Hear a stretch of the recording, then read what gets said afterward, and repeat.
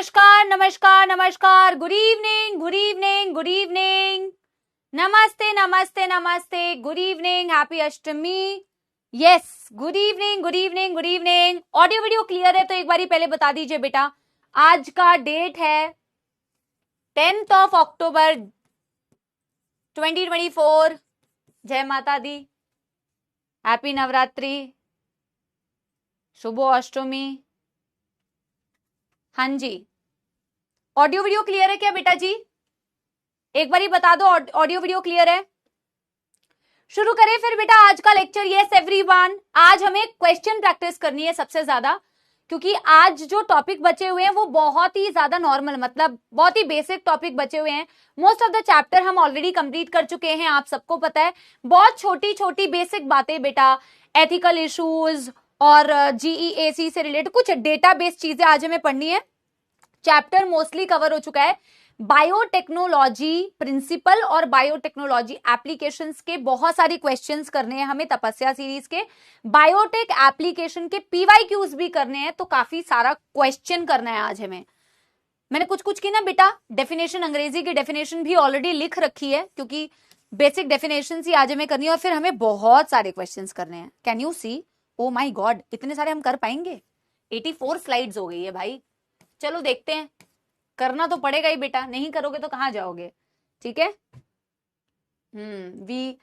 We definitely lost a gem today, yes I know. लेकिन आप उसके लिए इतना स्पैम क्यों कर रहे हैं बेटा? उनसे, श्री रतन टाटा जी से आपको कुछ सीखना चाहिए, है ना। हम सबको सीखना चाहिए, मुझे लगता है हम सबको सीखना चाहिए। अगर उनके बारे में आप बहुत सारी बेटा, आजकल तो यूट्यूब पे वीडियोस अवेलेबल है, उनकी लाइफ हिस्ट्री को देखिए, उन्होंने किस तरीके से काम किया, है ना, कितना सेल्फलेस होके काम किया। तो बहुत सारी चीजें सीखने वाली है। बहुत रेयर लोग होते हैं जो उनके जैसे होते हैं, right. So we all should get inspired, है ना। आई थिंक वो, मुझे लगता है कि हम सबको बेटा अपने जीवन में कहीं ना कहीं ऐसे लोगों से इंस्पिरेशन लेनी चाहिए बेटा, है ना। एंड सबसे पहली चीज जो आप कर सकते हो, बी वेरी वेरी काइंड, है ना, be a nice human being. अच्छे व्यक्ति बनिए, अच्छे व्यक्ति बनिए, अच्छी चीजें करिए, ठीक है ना। ये सबसे पहली गुण, सबसे पहली चीज आप उनसे सीख सकते हैं, to be kind, to treat other people nicely, है ना। सेल्फलेस तरीके से, सिर्फ पैसों के लिए नहीं, बल्कि फॉर अ गुड कॉज, देश को आगे बढ़ाने के लिए, देश के लिए कितनी सारी चीजें उन्होंने की है। तो even I think so many of us get inspired from him, right. So मुझे लगता है कि उनकी भी यही सोच रही होगी कि उन ऐसे लोग देश में और भी होने चाहिए, राइट। इसी बात के साथ में बेटा, कीर्तिमान सिंह, आज पोल होगा या नहीं, तुझे बड़ा वो हो रहा है, हाँ, कह रहा है आज पोल होगा, नहीं होगा पोल, आज सिर्फ बेटा झोल होगा। आज सिर्फ बेटा हम क्वेश्चन, यही एटीट्यूड तो तुम्हें चेंज करना है। तुम इतने रेस्टलेस हो, तुम इतने इम्पेशेंट हो। कुछ बच्चे आते हैं, देखो मैं ना अटेंशन नहीं देना चाहती, क्योंकि अटेंशन सीकर होते हैं। सबसे पहले तो तुम्हें बेटा अपना एटीट्यूड चेंज करना चाहिए। इतना तुम्हारे अंदर बेटा, तुम्हारे अंदर बहुत सारी चीजों को चेंज करने की जरूरत है तुम्हें। हर चीज में तुम लोगों को बेटा, ये उंगली करने वाली जो आदत होती है ना बेटा, ये दूसरों की तरफ, ये बंद करो। पढ़ाई लिखाई करो, कुछ जबरदस्ती फालतू बोलते हैं। It's very important to understand when not to speak. It's important to understand when not to speak then when to speak, है ना। Then to speak. अंग्रेजी थोड़ी मेरी खराब हो गई, पर मेरी भावनाओं को समझो। मतलब कि बहुत जरूरी है कब और कहां नहीं बोलना चाहिए, चुप कब रहना चाहिए, जानना बहुत जरूरी है ना। इससे भी ज्यादा जरूरी है जो आप बक करते रहते हो ऑल द टाइम, राइट। तो इसी बात के साथ में बेटा शुरू करते हैं आज का लेक्चर, एथिकल इश्यूज एंड तपस्या। जितनी जल्दी बेटा क्वेश्चंस करेंगे, पोल करेंगे, तो टाइम उसमें इन्वॉल्व हो जाएगा, ज्यादा एंगेज हो जाएगा। तो हम 1-2 क्वेश्चंस पोल कर लेंगे, बाकी सारे क्वेश्चंस हम नॉर्मली करेंगे, ठीक है। जल्दी से मुझे बताएंगे, हाउ इज द जोश everybody? Yes, how is the जोश एवरीबॉडी? क्विक रिवीजन करते हैं बेटा जी पिछली क्लास का। यस, क्विक रिवीजन करते हैं पिछली क्लास का और फिर बेटा शुरू करते हैं बेटा आज का टॉपिक, ठीक है। हमने पिछली क्लास में ट्रांसजेनिक एनिमल्स के बारे में पढ़ा था और हमने कुछ मॉलिक्यूलर डायग्नोसिस टेक्निक्स भी पढ़ी थी। हमने कहा था बेटा कि अर्ली डायग्नोसिस पॉसिबल नहीं होता है normal urine analysis, serum analysis test से, क्योंकि उसमें तभी आपको पता चल सकता है कि कोई प्रॉब्लम है या नहीं, जब बेटा आपका पैथोजन बहुत ज्यादा मल्टीप्लाई कर चुका हो, राइट। लेकिन जो मॉडर्न डायग्नोसिस के टेक्निक्स हैं, लाइक पीसीआर, लाइक बेटा एलाइजा, लाइक बेटा आपका ऑटो रेडियोग्राफी, ये जितनी भी टेक्निक्स होती है ये अर्ली डायग्नोसिस आपको करा देती है। PCR you already are very very aware है ना कि amplification, small amount of DNA can be amplified, तो बहुत इजीली डायग्नोस हो जाता है even if small amount of pathogen is present in your blood. ELISA is based on antigen antibody interaction. You can detect antigen of a particular disease or antibodies produced against those antigens in your body. मतलब ELISA antigen antibody interaction पर based होता है। कहानी हमने पूरी detail में पढ़ी नहीं थी क्योंकि जरूरत ही नहीं थी, पर मैंने तुमसे कहा था बेसिक उसका मतलब है कि आप अपनी बॉडी के अंदर एंटीजेंस को भी डिटेक्ट कर सकते हो, एंटीबॉडीज को भी डिटेक्ट कर सकते हो। अगर कोई बीमारी किसी बंदे में है तो उसके बॉडी में आप एंटीजेंस को भी डिटेक्ट कर पा रहे हो, और अगर तुम बीमार हो और तुम्हारी बॉडी में एंटीजेंस के अगेंस्ट एंटीबॉडी प्रोड्यूस हो रखी है तो आप उस एंटीबॉडी को भी डिटेक्ट कर सकते हो। फिर आपने पढ़ा ऑटो रेडियोग्राफी, किसी भी तरीके की जीन म्यूटेशंस को बहुत आसानी से पता लगाया जा सकता है। ऑटो रेडियोग्राफी में आप एक सिंगल स्ट्रैंडेड डीएनए आरएनए, जिसको प्रोब बोलते हैं, जो रेडियो लेबल्ड होता है, उसे आप यूज करते हैं किसी भी जगह पे जीन म्यूटेशंस को डिटेक्ट करने के लिए। आप जो प्रोब बनाते हैं वो यूजुअली आप कॉम्प्लीमेंट्री बनाते हैं जीन, जिस जीन में आपको सस्पेक्शन है कि सस्पिशियस, क्या बोलते हैं, सस्पिशियस है वो जीन, सस्पिशियस यू नो, है ना। तो आपको बेसिकली उस पर डाउट है, यू नो, हिंदी नहीं सॉरी इजी वाली वोकैबुलरी में आपको बेसिकली डाउट है कि उसमें कोई म्यूटेशन तो नहीं है, तो आप क्या करते हो, उसके कॉम्प्लीमेंट्री जीन सीक्वेंस बनाते हो जिसे प्रोब बोल रहे हो, उसे उसके साथ अलाउ करते हो कि वो कॉम्प्लीमेंट्री बाइंडिंग करे, एक्सरेज पास करते हो। रेडियो ऑटो रेडियोग्राफी तभी आपने बोला। और अगर वो बाइंड एक्चुअल में कर जाता है तो वो फोटोग्राफिक फिल्म में आपको दिख जाएगा, अपीयर कर जाएगा, है ना। लेकिन अगर बेटा वो कॉम्प्लीमेंट्री बाइंडिंग नहीं होती है तो इट विल नॉट अपीयर। तो अगर म्यूटेटेड है तो कॉम्प्लीमेंट्री बाइंडिंग नहीं होगी और वो अपीयर भी नहीं करेगा। फिर आपने पढ़ा ट्रांसजेनिक एनिमल्स, ऐसे कोई भी एनिमल्स जिनके जीन में आपने मॉडिफिकेशन कर दी है वो ट्रांसजेनिक एनिमल्स होते हैं, ठीक है। सबसे ज्यादा ट्रांसजेनिक एनिमल्स, वैसे तो बहुत सारे transgenic animals, cow, sheep, rabbit, है ना, पर 95% ट्रांसजेनिक एनिमल्स आर माइस। बहुत सारे रीजंस होते हैं कि आप ट्रांसजेनिक एनिमल्स बनाते हैं। मैंने आपको एनसीईआरटी की रीडिंग करने के लिए कहा था, आई होप आपने कर लिया हो। पहले मैं आज के टॉपिक्स को पढ़ाऊंगी और फिर मैं आपको एनसीईआरटी की जो बची हुई रीडिंग है उसमें इंपॉर्टेंट पॉइंट्स को रीड कराऊंगी, क्योंकि आपको होमवर्क में दिया था मैंने, पर मैं खुद रीड कराऊंगी। कुछ जो थोड़े बहुत मेन पॉइंट्स को तो मैं रीड करा दूंगी, कुछ जो बचा होगा बेटा easy things that you can give it a read, very easy, है ना। जब हम बात करते हैं कि हमने ट्रांसजेनिक एनिमल्स क्यों बनाए, बहुत सारे रीजन से बनाए। कोई तुम्हारे ऊपर तो बेटा डायरेक्टली एक्सपेरिमेंट करेगा नहीं, तुम खुद भी अपने ऊपर नहीं कराओगे कि करा लोगे। ये बताओ कि नई वैक्सीन बनी है, आजा आजा विवेक तेरे ऊपर करते हैं वो, या क्या बोलते हैं उज्जवल तेरे ऊपर करते हैं, या खुशबू या मीना या इप्शिता, कोई भी बेटा राजी होगा नहीं ना। तो आपको ट्रांसजेनिक एनिमल्स चाहिए बहुत सारे ऐसे ही चीजों को स्टडी करने के लिए। जैसे नॉर्मल ग्रोथ एंड डेवलपमेंट के लिए आपने कहा था किसी भी जीन की स्टडी करनी है यार, कि वो जीन आपकी बॉडी में कैसे रेगुलेट करता है, उसका जो प्रोडक्ट है वो आपकी बॉडी में क्या रोल प्ले कर रहा है, क्या इंपैक्ट है उसका। अगर आपको उसकी स्टडी करनी है तो आप ट्रांसजेनिक एनिमल बनाते हो, उसके अंदर वो जीन डाल के आप उसके इंपैक्ट को, उसके रोल को, उसके रिजल्ट्स को स्टडी कर सकते हैं। Number 1 normal physiology, growth and development you can check, right. Number 2 आप क्या कर सकते हो बेटा, नंबर 2 क्यों बनाया जाता है। ऑफ कोर्स बेटा हमसे ज्यादा सेल्फिश तो कोई है नहीं ह्यूमंस, तभी तो हम यूज करते हैं बेटा ट्रांसजेनिक एनिमल्स को। ऑफ कोर्स बेटा आप अगर कोई भी चीज बना रहे हैं तो आपको ये तो करना ही पड़ेगा, there is no other way ना। अभी तक तो नहीं है, आगे कभी आएगा तो हमें पता चलेगा। Transgenic animal is a way for any kind of biological products. आप प्रोडक्ट्स के लिए भी बेटा ट्रांसजेनिक एनिमल्स बनाते हो। जैसे आपने पढ़ा एम्फाइसीमा के ट्रीटमेंट के लिए अल्फा-1 एंटीट्रिप्सिन आपने बनाई, वो अल्फा-1 एंटीट्रिप्सिन आपने कहाँ बनाई बेटा, एक ट्रांसजेनिक शीप के अंदर बनाई, उस शीप का नाम था ट्रेसी। हालांकि शीप का नाम एनसीईआरटी में दिया नहीं है, बट ये दिया हुआ है कि एम्फाइसीमा की ट्रीटमेंट के लिए अल्फा-1 एंटीट्रिप्सिन बनाते हैं हम, ठीक है ना। आप बनाते हैं बेटा क्या बोलते हैं रोजी के अंदर, ट्रांसजेनिक काउ न्यूट्रिशनली ज्यादा बैलेंस्ड मिल्क होती है नेचुरल काउ मिल्क से, उसमें प्रोटीन होता है human alpha lactalbumin, nutritionally much more balanced, 2.4 gram per litre. So again a very good product that you can obtain from transgenic animals. Disease models होते हैं कितने सारी बीमारियों की स्टडी करने के लिए, सिस्टिक फाइब्रोसिस, एल्जाइमर्स, कितनी सारी बीमारियों को स्टडी करने के लिए आप कैंसर, आप मॉडल्स बना सकते हैं बेटा, डिजीज मॉडल्स. आप डिजीज की स्टडी ही सिर्फ नहीं कर सकते कि आपने किसी को कैंसर करा दिया, कैंसर की जीन उठाई, किसी भी पर्टिकुलर लंग कैंसर की जीन उठाई, ट्रांसजेनिक एनिमल बना दिया, माइस के अंदर डाल दिया, उसे ट्रांसजेनिक बना दिया. अब तुम उस जीन के बारे में स्टडी कर रहे हो कि वो जैसे जीन गया तो वो पहला चेंज बॉडी के अंदर कब आता है, क्या सिम्टम्स हो सकते हैं.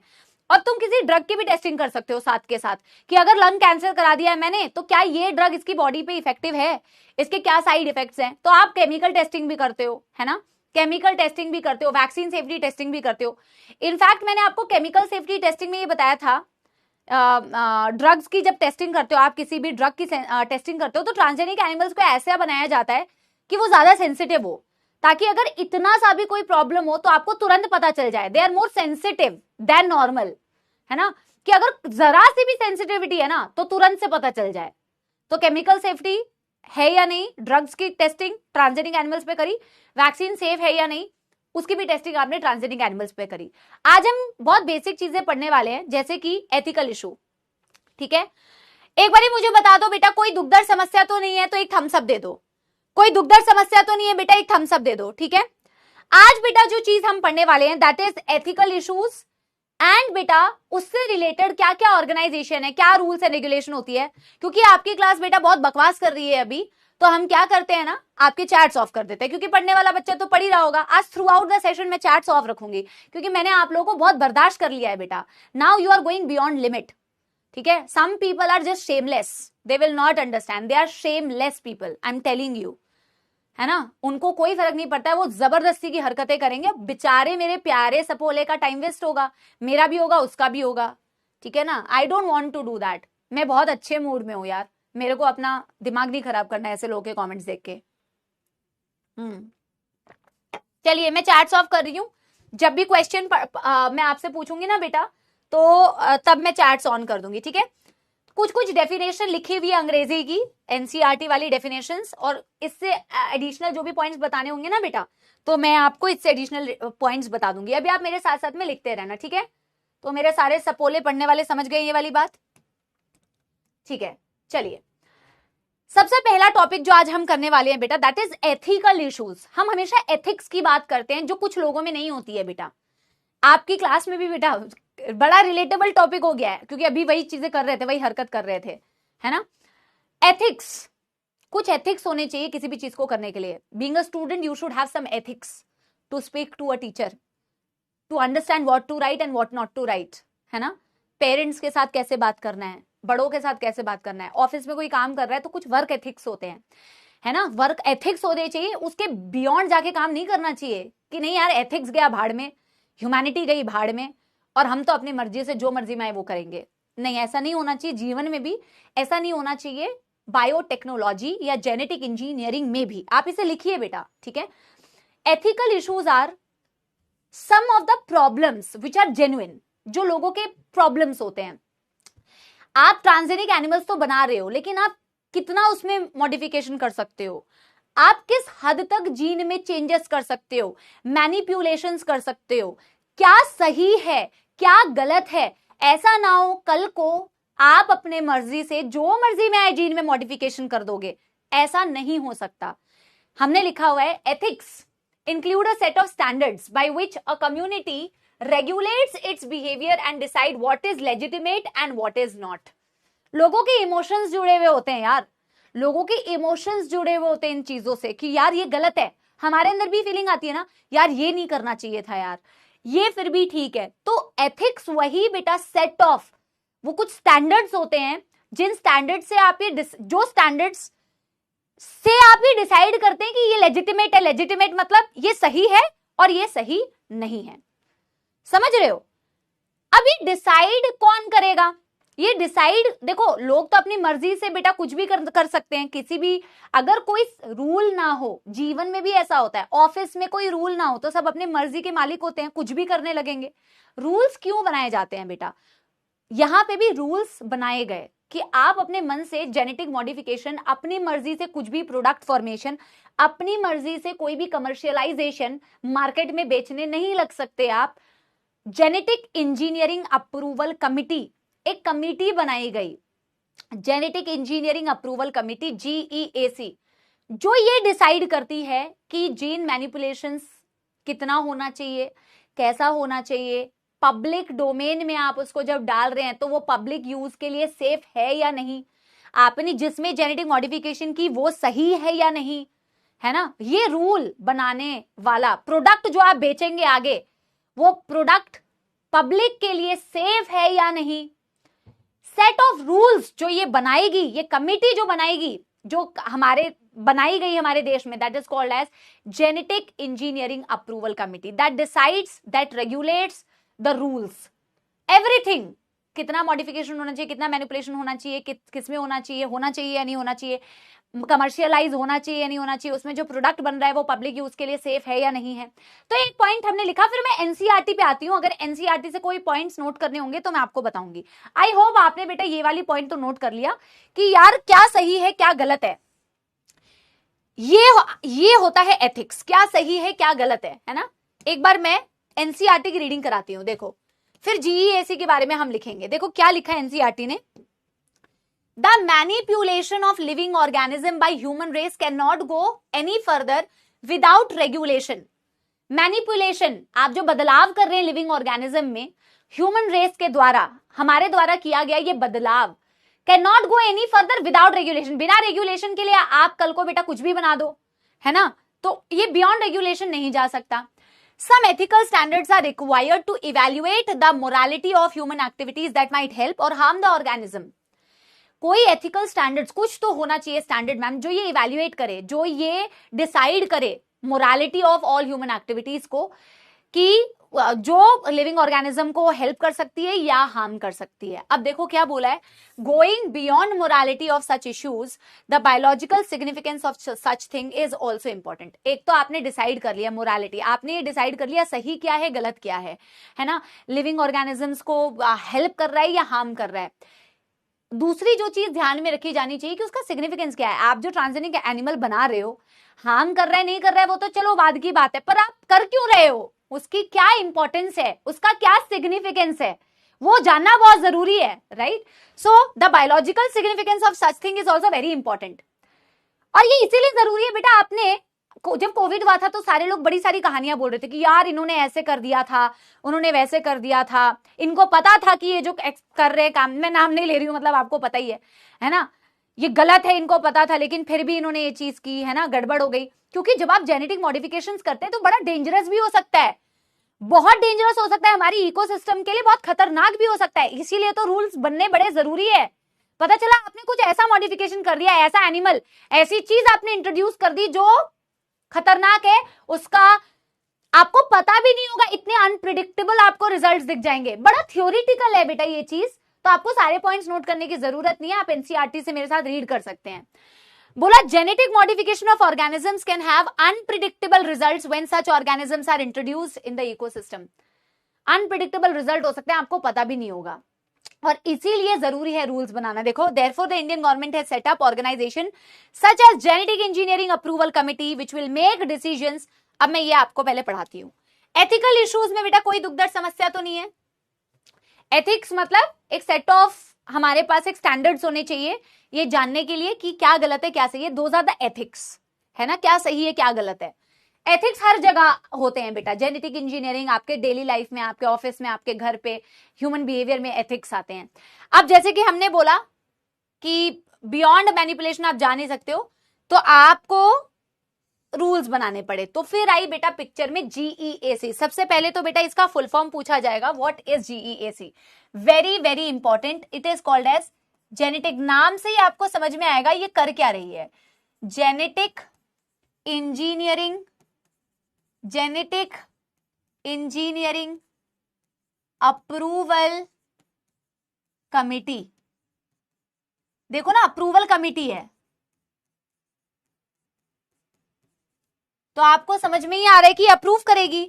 किसको अप्रूव करेगी? जो भी आपके मन में दुविधा है, जो भी आप सोच रहे हो कि एथिकली सही है या नहीं है, इसका कोई बायोलॉजिकल सिग्निफिकेंस है भी या नहीं, पब्लिक यूज में इसका कोई वैल्यू एडिशन है भी या नहीं, ये सेफ है भी या नहीं, सारी चीजें उसके अराउंड जो भी मॉडिफिकेशन आप करोगे उसके अराउंड जितनी भी चीजें पॉसिबल आप सोच पा रहे हो ना बेटा, वो सारी चीजों के रूल्स बनाने वाला जो हमारी गवर्नमेंट ने इंट्रोड्यूस किया, एक कमिटी बनाई, उसे आपने बोला GEAC, genetic engineering approval committee. हमने क्या लिखा हुआ है इसके बारे में? Indian government has set up this organisation, Indian government has set up the organisation that will make decisions regarding the validity of genetically modified research, जो आप रिसर्च कर रहे हो उसकी वैलिडिटी, उसकी safety to introduce them for public services. आप कितना modification कर सकते हैं कि नहीं कर सकते हैं, all these rules are decided by genetic engineering approval committee.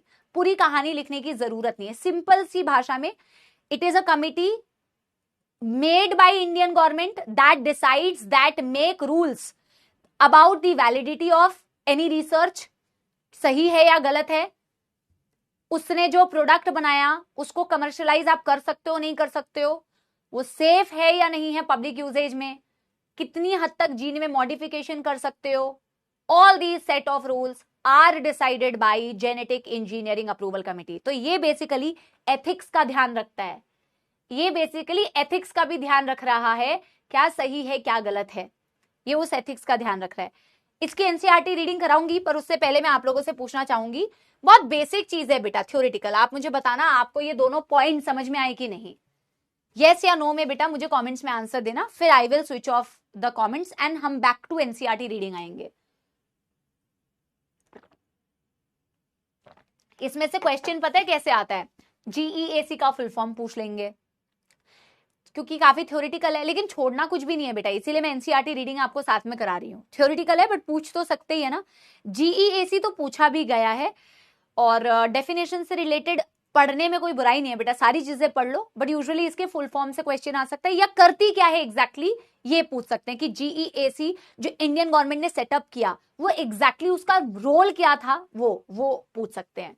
ठीक है, आपको क्लियर हो गया और आपने लिख भी लिया क्या बेटा? फिर एनसीईआरटी की रीडिंग पे आऊं, फिर क्या एनसीईआरटी की रीडिंग पे आऊं? यस,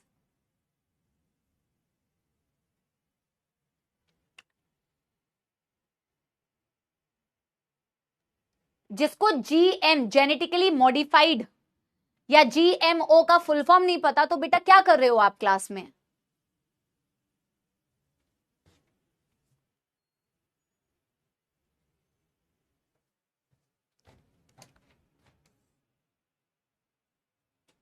देखो क्या लिखा हुआ है, जेनेटिकली मॉडिफाइड, जीएम का ये मतलब नहीं पता है, आप लोग क्लास में पढ़ रहे हैं, ये हालत है आपके कक्षा के कुछ बच्चों की।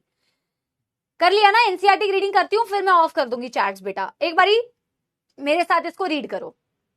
हमने बोला मोरालिटी के बाहर नहीं जाना है ना, अपने मोरालिटी को, अपने एथिक्स को ध्यान रखते हुए, और उसकी बायोलॉजिकल कोई सिग्निफिकेंस है या नहीं उसको ध्यान रखते हुए आपको काम करना है।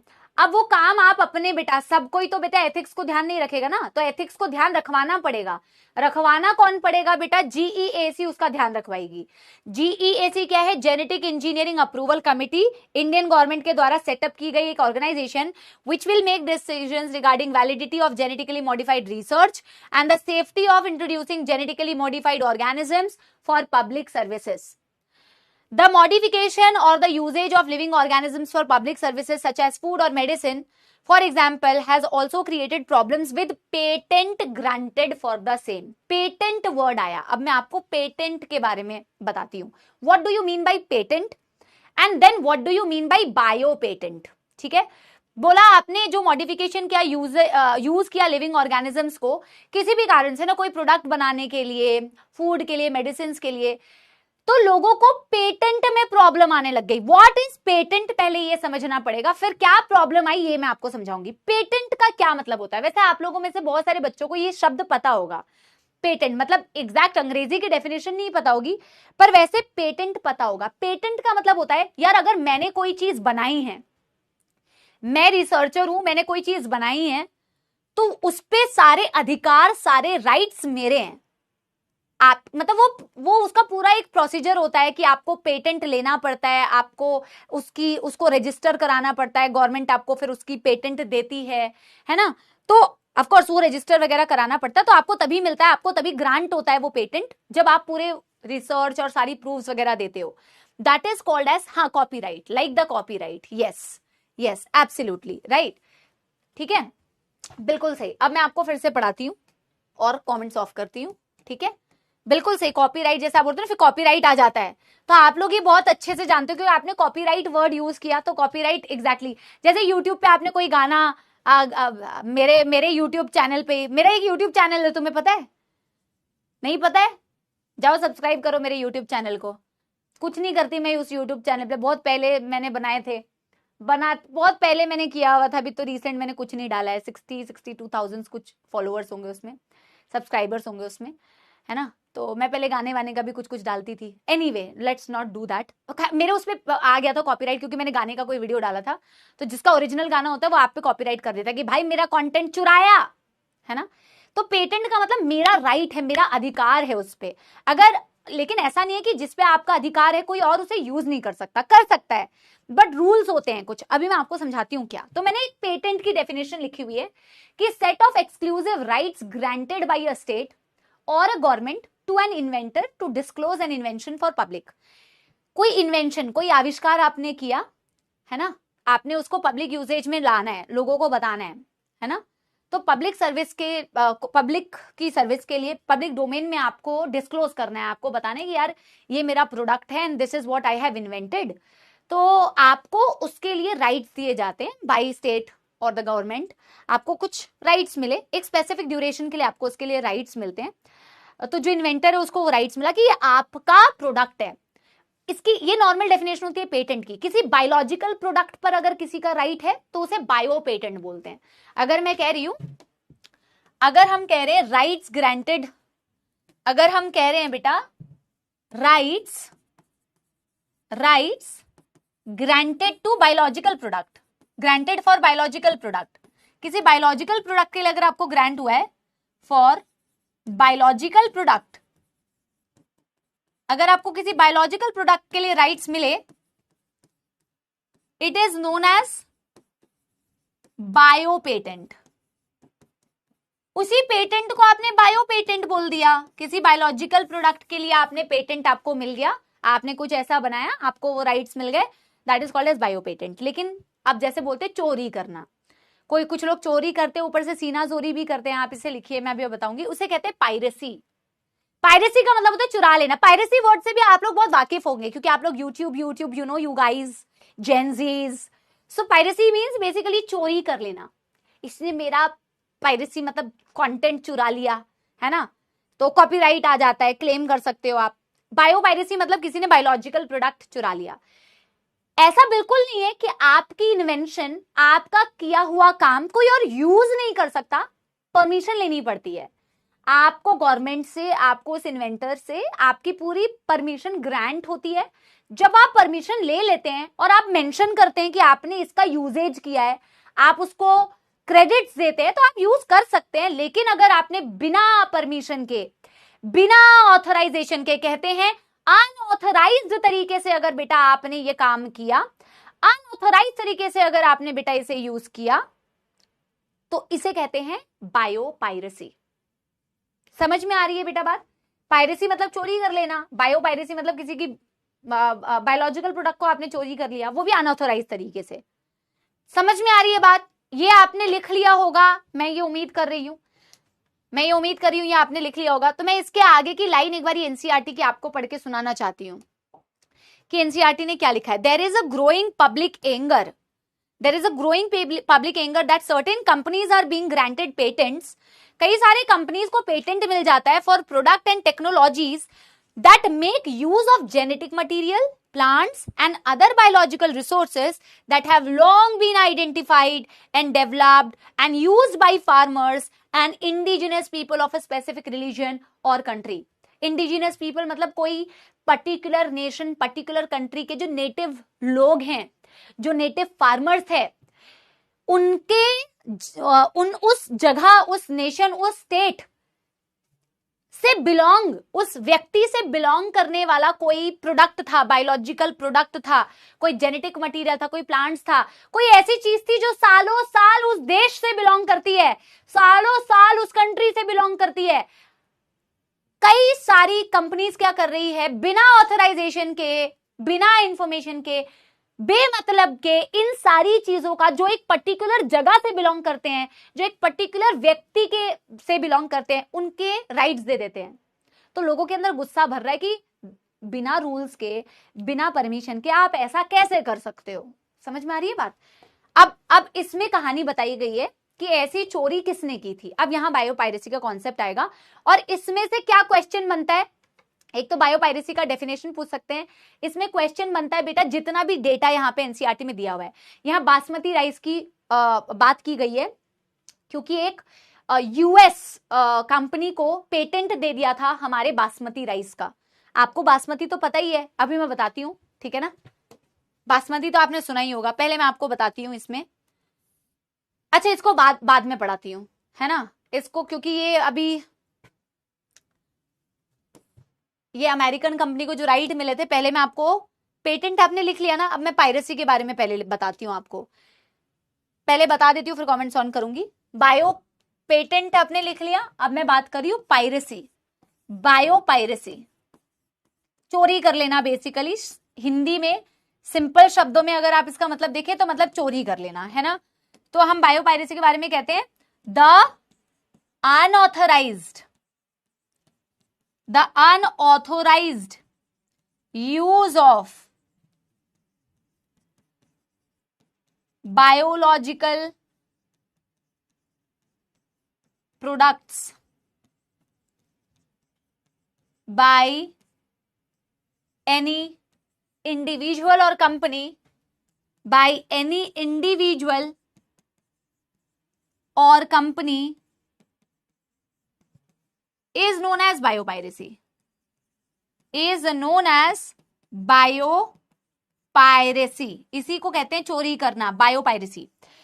इसी के डिस्क्रिप्शन में इसका वर्णन करते हुए एनसीईआरटी ने कहा है कि इंडिया, एशिया वैसे भी बहुत ज्यादा पॉपुलर है अपने राइस के लिए बेटा, और इंडिया भी बहुत ज्यादा पॉपुलर है बेटा अपने राइस के लिए। और राइस में भी बेटा स्पेसिफिकली हम बात करेंगे एक ऐसी राइस की जो तब बेटा हमारे घरों में आती है, you know, all middle class people, है ना, not like I am very very, मतलब, अरे यार ये पोल क्यों कर दिया है मैंने, कमेंट ही तो ऑन करने थे, ऑन कर दिया है, क्या हो गया, शो रिजल्ट, अरे सिलेक्ट द करेक्ट ऑप्शन 0, हाँ गलती से कर दिया था।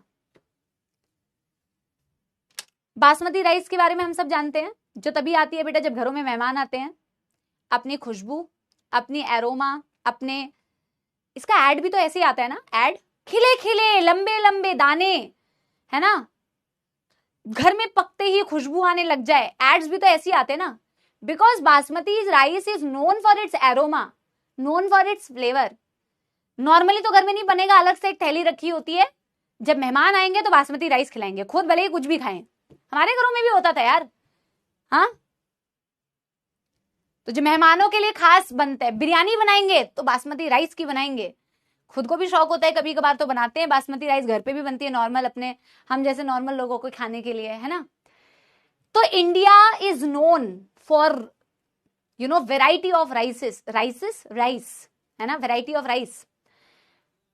एनसीईआरटी कहती है हमारे देश में 2 लाख वैरायटी है राइस की, और उस 2 लाख राइस की वैरायटी में कितने टाइप के बेटा राइस आती है। आप अगर बंगाल में ही चले जाओ, है ना, हमारे यहाँ पे खीर के लिए अलग राइस होती है, खिचड़ी के लिए अलग राइस होती है, नॉर्मल खाने वाली अलग राइस होती है, वो भी अलग अलग घरों में अलग के, कोई मोटा भात खाता है, कोई पतला भात खाता है, कोई सिद्धो चाल वाला भात खाता है, अलग अलग टाइप का राइस है। सोचो India alone has 2 lakh variety of rice, जो हमारी है, हमारी वेराइटीज है, उसमें 27 वेराइटी डॉक्यूमेंटेड है बासमती राइस की, which is known for its aroma, known for its flavour, known for its grain size, right, समझ रहे हो, असम में भी, हाँ। वही समझ रहे हो ना। तो बासमती की बात क्यों की, क्योंकि 1997 में एक यूएस कंपनी को, एक अमेरिकन कंपनी को पेटेंट मिल गया था हमारी बासमती राइस का। उन्होंने अनऑथराइज तरीके से हमारी बासमती राइस को यूज किया, बासमती ग्रेन को कैसे यूज किया, कैसे चोरी की, इसके बारे में मैं थोड़ा सा आपको बताऊंगी। तो यही क्वेश्चन में पूछा जाएगा, इंडिया में कितनी लाख वैरायटी है राइस की, उसमें से बासमती की कितनी डॉक्यूमेंटेड वैरायटीज हैं, यूएस कौन सी कंपनी ने बासमती को यूज किया था, पेटेंट करवा लिया था, कौन से साल में करवाया था, और उन्होंने एग्जैक्टली किया क्या था। तो ये वाली चीज एक बार ही पढ़ लेते हैं। This is the last topic for this, ठीक है। हाँ, बिहार ऑल्सो बेटा, मैं किसी को, मैं कोई डिस्क्रिमिनेट नहीं कर रही हूँ। अरे भाई, मैं बंगाल का इसलिए जानती हूँ क्योंकि जब घर जाती हूँ कभी भी, 2 साल में एक बार ही जाती हूँ, अभी जाऊंगी मैं दिवाली पे जाऊंगी 2 साल के बाद, तो मुझे बंगाल का पता है। लेकिन ऑफकोर्स बेटा, हमारी ये सारी जो ईस्ट साइड वाली जितनी भी स्टेट्स हैं, राइस खाने वाले लोग हैं, साउथ में भी राइस बहुत ज्यादा खाया जाता है। तो बिहार हो गया, बंगाल हो गया, उड़ीसा हो गया, आपका असम हो गया, है ना। Rice fan, I am also a rice fan, I love rice, I love rice any time over roti. I do not like roti, I like rice. दाल भात चोखा, बिहार में बोलते हैं चोखा, बंगाल में बोलते हैं आलू भात, आलू भाते। तो आई लव दैट, ठीक है। अब चलो खाने की बात करने लग जाओगे, इधर सुनो। Yes, so unauthorise use of biological product by any individual is called as biopiracy. अब हम कहते हैं, एक लाइन छोड़ के लिखना, India has 2 lakh varieties of rice. India has 2 lakh varieties of rice, out of which हाँ,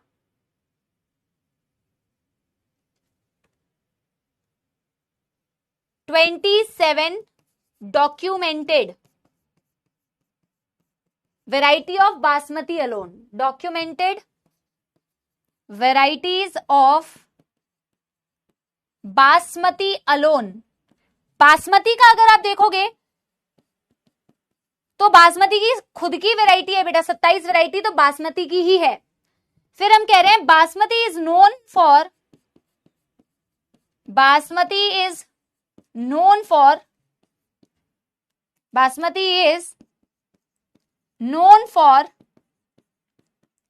it's grain size,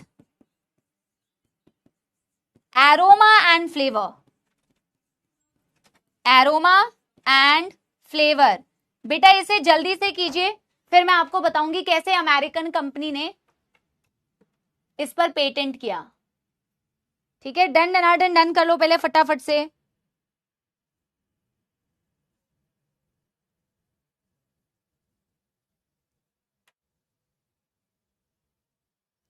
done डनाडन done कर लो बेटा फटाफट से, क्वेश्चंस करने हैं बेटा बहुत सारे, है ना।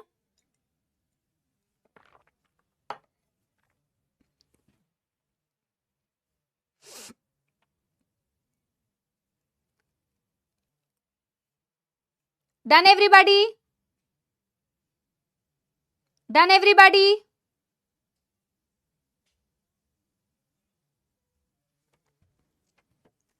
Known for its grain size, aroma and flavour.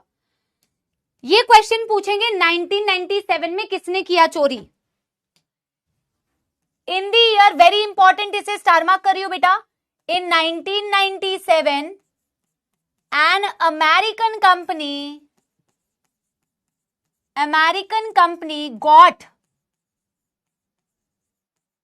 got its patent rights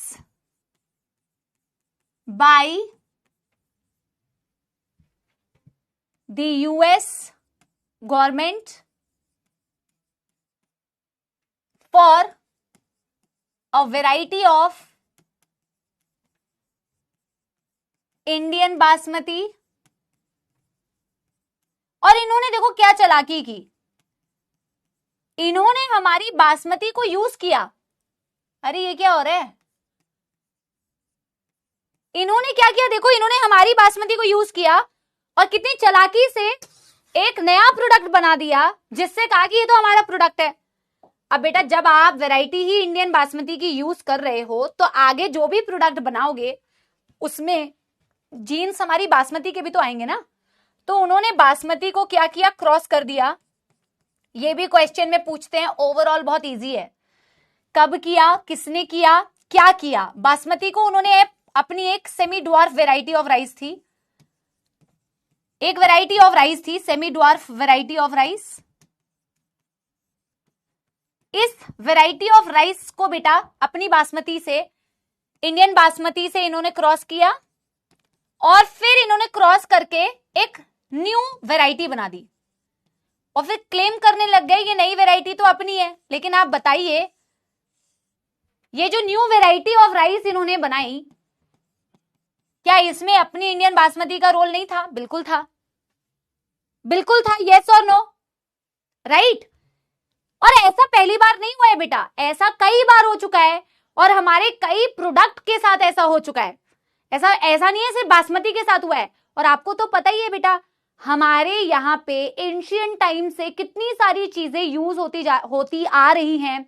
हमारे आयुर्वेदा में हमारे दादी नानी के कितने नुस्खे हैं यार। नीम देख लो, नीम कितने सालों से आप जानते हो, कितने सालों का चला आ रहा है इसकी medicinal property.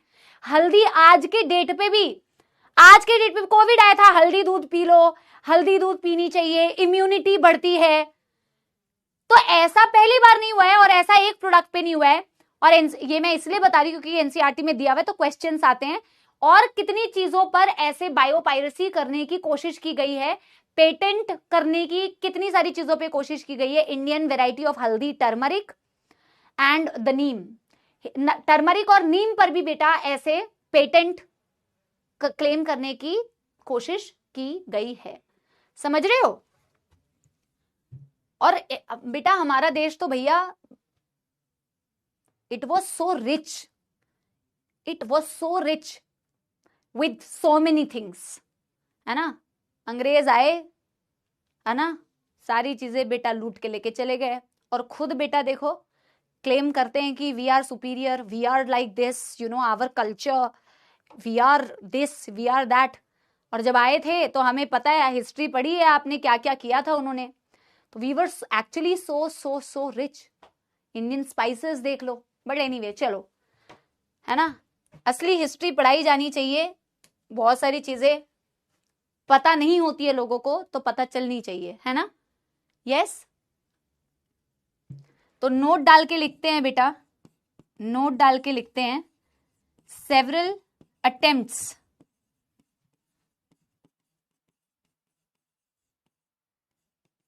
have been made, है भैया, have been made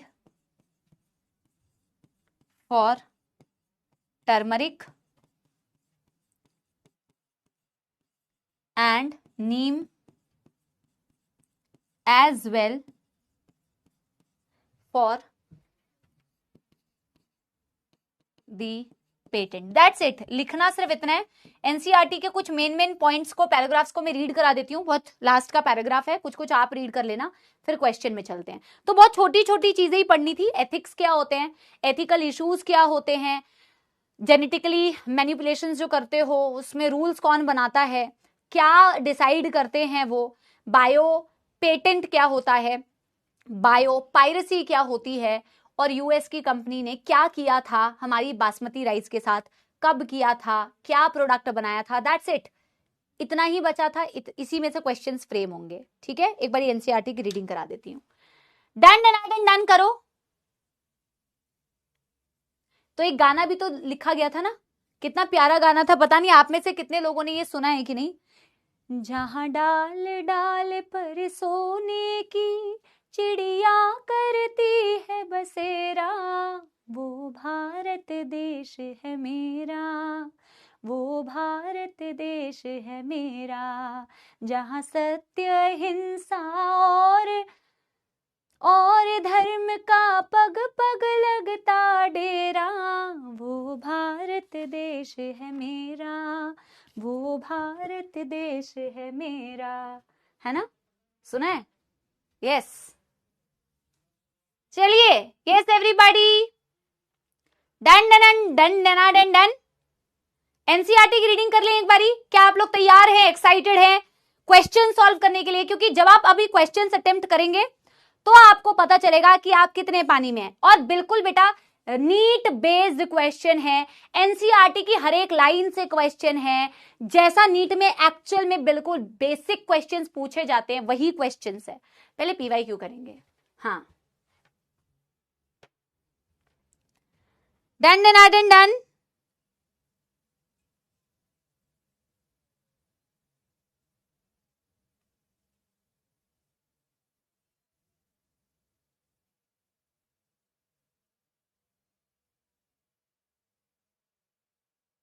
डन हो गया बेटा, चलो हाँ चैट्स ऑफ कर देंगे, अभी कर देंगे, चिंता ना करो। देखो कुछ कुछ लाइंस एटलीस्ट एनसीईआरटी की पढ़ लेते हैं। Rice is an important food grain the presence of which goes back thousands of years in Asia's agricultural history. There are an estimated 2 lakh variety of rice in India alone. Asia में, एक India में सिर्फ देख लो तो 2 lakh variety of rice.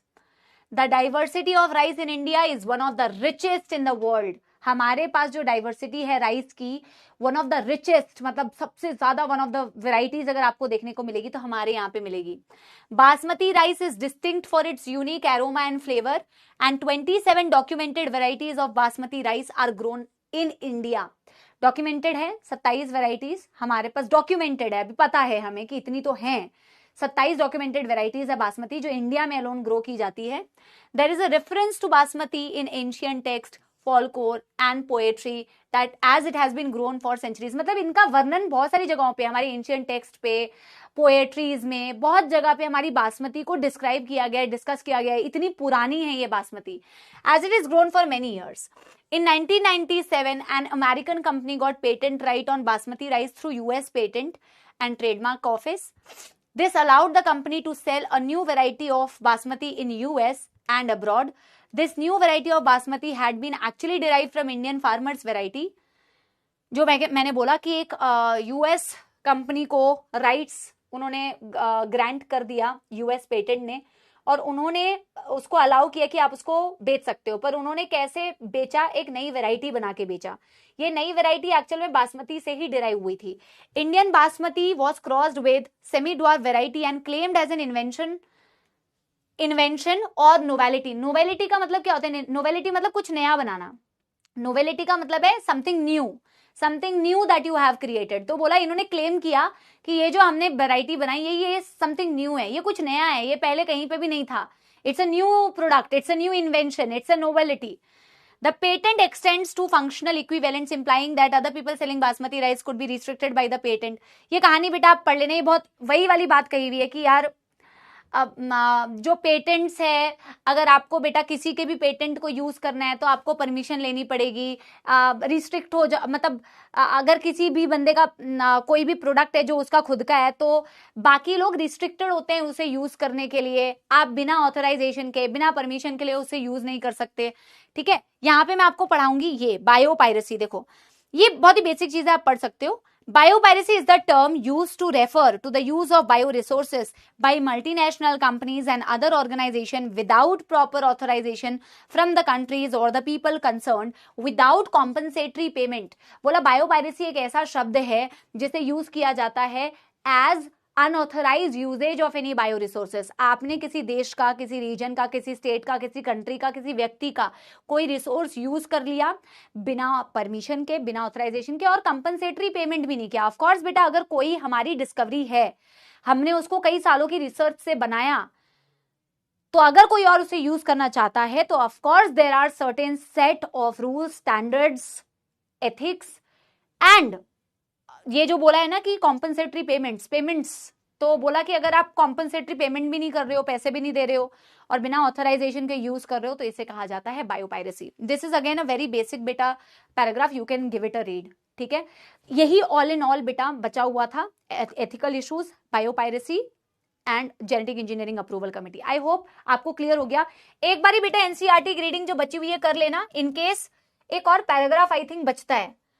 तो अगर आपको कोई कंफ्यूजन होती है तो आप कमेंट सेक्शन में लिखना, तो I will answer you in the next class. अभी पहले बेटा क्वेश्चन प्रैक्टिस करते हैं, क्योंकि समय कम बचा है और जिस चीज के लिए आज हमारा मेन टारगेट है वो चीज अगर बेटा हम कर नहीं पाएंगे तो फायदा कुछ नहीं होगा। ठीक है, तपस्या सीरीज इतना तो कर लोगे ना, एनसीईआरटी की रीडिंग, थोड़ी सी एनसीईआरटी की रीडिंग तो खुद कर सकते हो ना बेटा।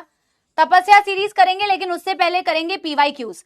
हम बायोटेक प्रिंसिपल के बेटा पीवाईक्यू कर चुके हैं, ये हम करेंगे एप्लीकेशंस के, लेकिन तपस्या सीरीज में दोनों चैप्टर के यानी कि बायोटेक यूनिट, पूरी यूनिट के ही क्वेश्चंस हैं, बायोटेक प्रिंसिपल और बायोटेक एप्लीकेशन। ठीक है, इन केस यू फील कोई डाउट है तो जरूर जरूर कमेंट सेक्शन में लिख देना, I will discuss in the next class. But it's very basic, कहानी है, कुछ बेसिक कहानी दी हुई है, वही रीड करना है आपको। मोस्टली मैंने आपको रीड करा दिया।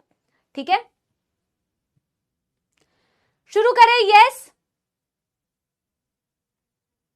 पहले 2 क्वेश्चंस के लिए पोल करा, 3 क्वेश्चंस के लिए पोल कराऊंगी, उसके बाद पोल नहीं कराऊंगी बेटा, poll is like little time waste. Question number 1, year 2024, चलिए पीवाईक्यू, चलिए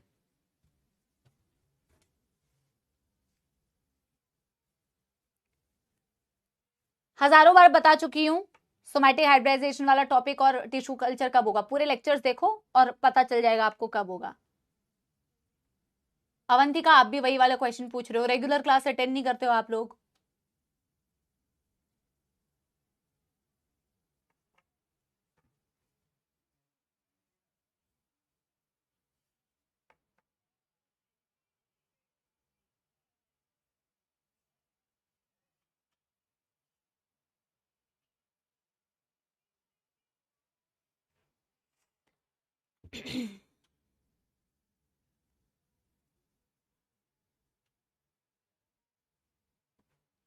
डन। मैच द फॉलोइंग कितना इजी क्वेश्चन है, अल्फा 1 एंटीट्रिप्सिन, और सिर्फ ये देखना कि कैसे क्वेश्चंस आए हैं। तभी मैं बोलती हूँ ना, थ्योरी तो हम बहुत सारी पढ़ते हैं, बट क्वेश्चंस कहां से आ रहे हैं, किस टाइप के आ रहे हैं और आप कैसे अटेम्प्ट कर पा रहे हैं वो जरूर देखना। अल्फा 1 एंटीट्रिप्सिन बेटा एम्फाइसीमा, ए का हो गया 3, ए का हो गया 3।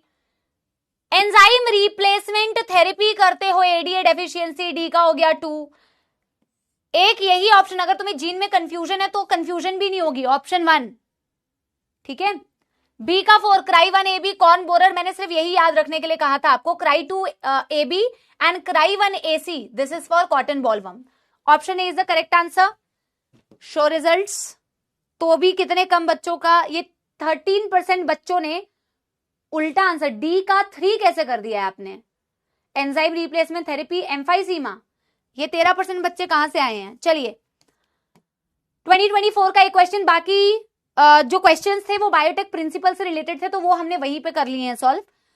क्वेश्चन नंबर 2 बेटा 2023, क्वेश्चन नंबर 2 2023, चलिए फटाफट से। यस एवरीवन, चलिए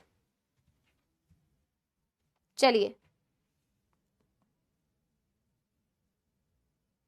वेरी वेरी इजी ऐसा क्वेश्चन है, पढ़ते ही बेटा आंसर मार्क हो जाएगा वैसे तो।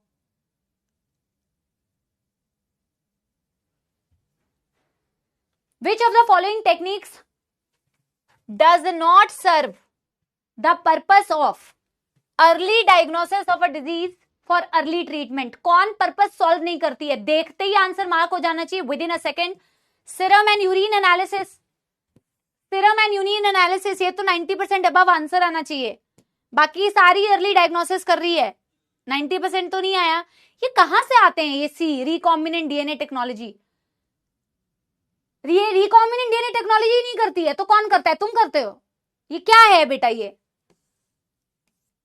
क्वेश्चन नंबर 3, ये लास्ट पोल करा रही हूं, आई थिंक ये भी 2023 का ही है, 2023 का ही है।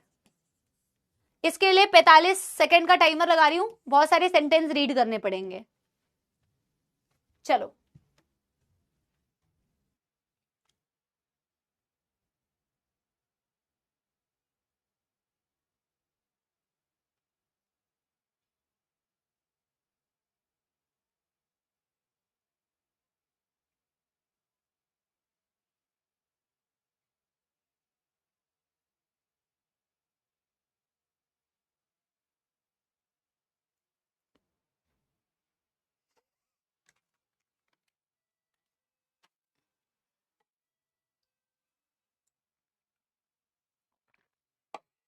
इसमें मैं उम्मीद कर रही हूं कि आप में से बहुत सारे बच्चे गलत आंसर देंगे, और ऐसा होगा भी, मुझे पता है, क्योंकि ये एक ऐसा क्वेश्चन है जो PYQ इसमें कराती हूं तो बहुत सारे बच्चे गलत आंसर देते हैं, जो मुझे कमेंट्स में दिख भी रहा है। और जिन्होंने बेटा पहले से ही कहीं इधर उधर से कर रखा है तो वो अलग बात है। क्वेश्चन कहता है स्टेटमेंट्स रिलेटेड टू, ये बहुत सारे बच्चों ने उस साल में गलत भी किया था। Statement related to human insulin are given below, which statements are correct about genetically engineered insulin. Question को ध्यान से पढ़ना है। बोला which of the statements are, बोला स्टेटमेंट्स दिए हुए ह्यूमन इंसुलिन के बारे में, इनमें से कितने स्टेटमेंट करेक्ट है जेनेटिकली इंजीनियर्ड इंसुलिन के बारे में। आपसे जेनेटिकली इंजीनियर्ड इंसुलिन के बारे में पूछा हुआ है, क्या करेक्ट स्टेटमेंट है। Prohormone insulin contain extra stretch of C peptide, ये स्टेटमेंट तो करेक्ट है, बट ये जेनेटिकली इंजीनियर्ड इंसुलिन के लिए स्टेटमेंट करेक्ट नहीं है, क्योंकि जेनेटिकली इंजीनियर्ड इंसुलिन में प्रो इंसुलिन का कॉन्सेप्ट नहीं होता है। एसी बहुत ज्यादा हो गया है, ठंडा। जेनेटिकली नहीं बहुत ठंडा है। जेनेटिकली इंजीनियर्ड इंसुलिन में आप प्रो हार्मोन की बात ही नहीं करते। ये स्टेटमेंट तो करेक्ट है, पर ये जेनेटिकली इंजीनियर्ड इंसुलिन के लिए स्टेटमेंट करेक्ट नहीं है, तो ये हो गया false. A peptide B peptide chain of insulin were produce separately in E coli, extracted and combined by creating disulphide bond between them, ये बिल्कुल सही स्टेटमेंट है। जेनेटिकली इंजीनियर्ड इंसुलिन के लिए ये बिल्कुल सही स्टेटमेंट है कि ए और बी को अलग से बनाया गया और एक्सट्रैक्ट किया और फिर उन्हें बाहर बाद में डाइसल्फाइड से जोड़ दिया। Insulin used for treating diabetes was extracted from cattle and pigs, ये स्टेटमेंट अपने आप में सही है, बट जेनेटिकली इंजीनियर्ड इंसुलिन के बारे में ये स्टेटमेंट करेक्ट नहीं है, फॉल्स। प्रो हार्मोन की बात हम जेनेटिकली इंजीनियर्ड इंसुलिन में करते ही नहीं है। इसमें बोला है prohormone insulin needs to be processed for converting into mature and functional hormone, ये बात तो बिल्कुल सही है, पर जेनेटिकली इंजीनियर्ड इंसुलिन के लिए ये बात सही नहीं है। Some patient developed allergic reaction to foreign insulin, जो आप कैटल्स के लिए करते थे बेटा, कैटल से निकालते थे, उसके लिए तो ये बात सही है, पर जेनेटिकली इंजीनियर्ड इंसुलिन से रिलेटेड ये कोई पॉइंट नहीं है। So only statement that is related with genetically modified insulin. और अगर आप बेटा ना, आप खुद एक बार इस क्वेश्चन को सॉल्व करके देखना, जितने लोगों ने बाकी स्टेटमेंट्स को ट्रू बोला है ना, जो नॉर्मल इंसुलिन के लिए ट्रू स्टेटमेंट्स है, अगर आप उनको ट्रू मार्क करते हुए आंसर मार्क करोगे ऑप्शन में, तो ऑप्शन ही नहीं मिलेगा आपको। आप खुद करके देखना, जो स्टेटमेंट वैसे तो सही है, ट्रू है, पर जेनेटिकली मॉडिफाइड के लिए ट्रू नहीं है, आप जब उसको ट्रू मार्क करके क्वेश्चन को सॉल्व करोगे तो आपको ऑप्शन नहीं मिलेगा। समझ रहे हो? खुद करके देख लेना। जेनेटिकली इंजीनियर्ड इंसुलिन के लिए जो स्टेटमेंट करेक्ट है वो सिर्फ ऑप्शन बी है, ऑप्शन बी ओनली, मतलब ऑप्शन सी। समझ में आया तो एक थम्स अप दे दो। और ये मुझे पता था, A B and D only, A B D है ना, तो ई भी तो आना चाहिए था ना, फिर ई तो नहीं है, समझ रहे हो ना, ई भी आना चाहिए। 2% आएगा, एक बच्चे कह रहे हैं। तो ये कुछ ऐसे क्वेश्चंस होते हैं बेटा। हाँ गुनगुन बेटा, मैं वही तो कह रही हूं।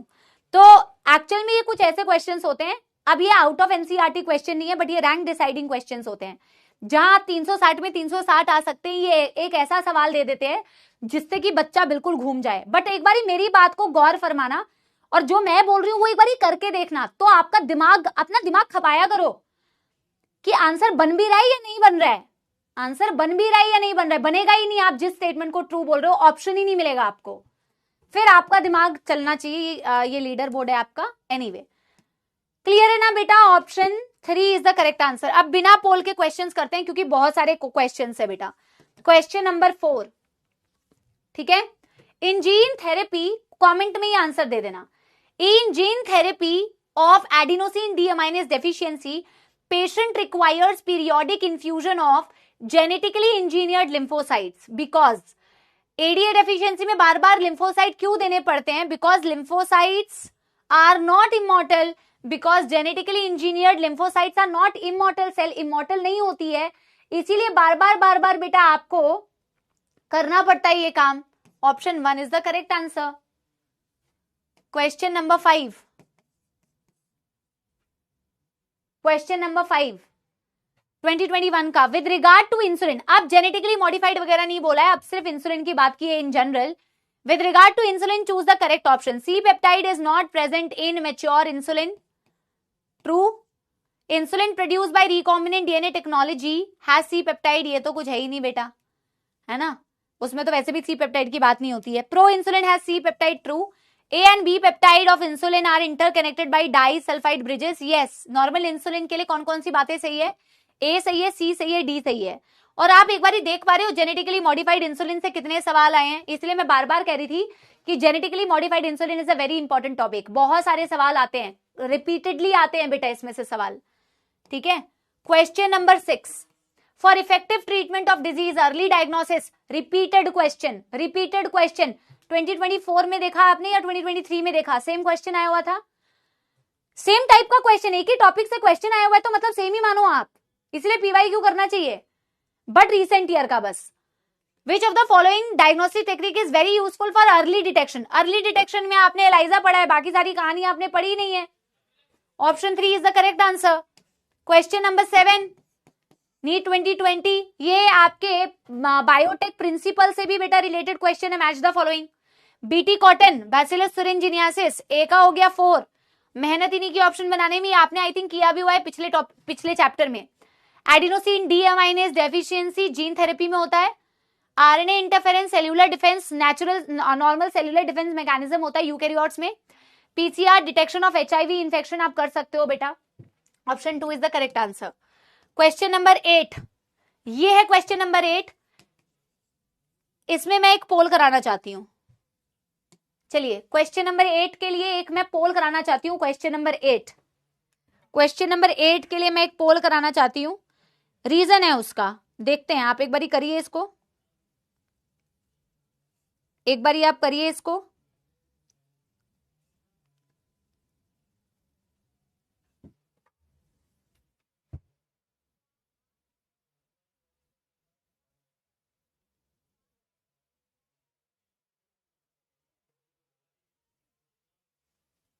हाँ, BT cotton variety that was developed by introduction of toxic gene of Bacillus thuringiensis is resistant to. वैसे तो सारे बच्चे मुझे कमेंट में तो सही दिख रहे हैं, बट लेट अस सी इसमें क्या होता है।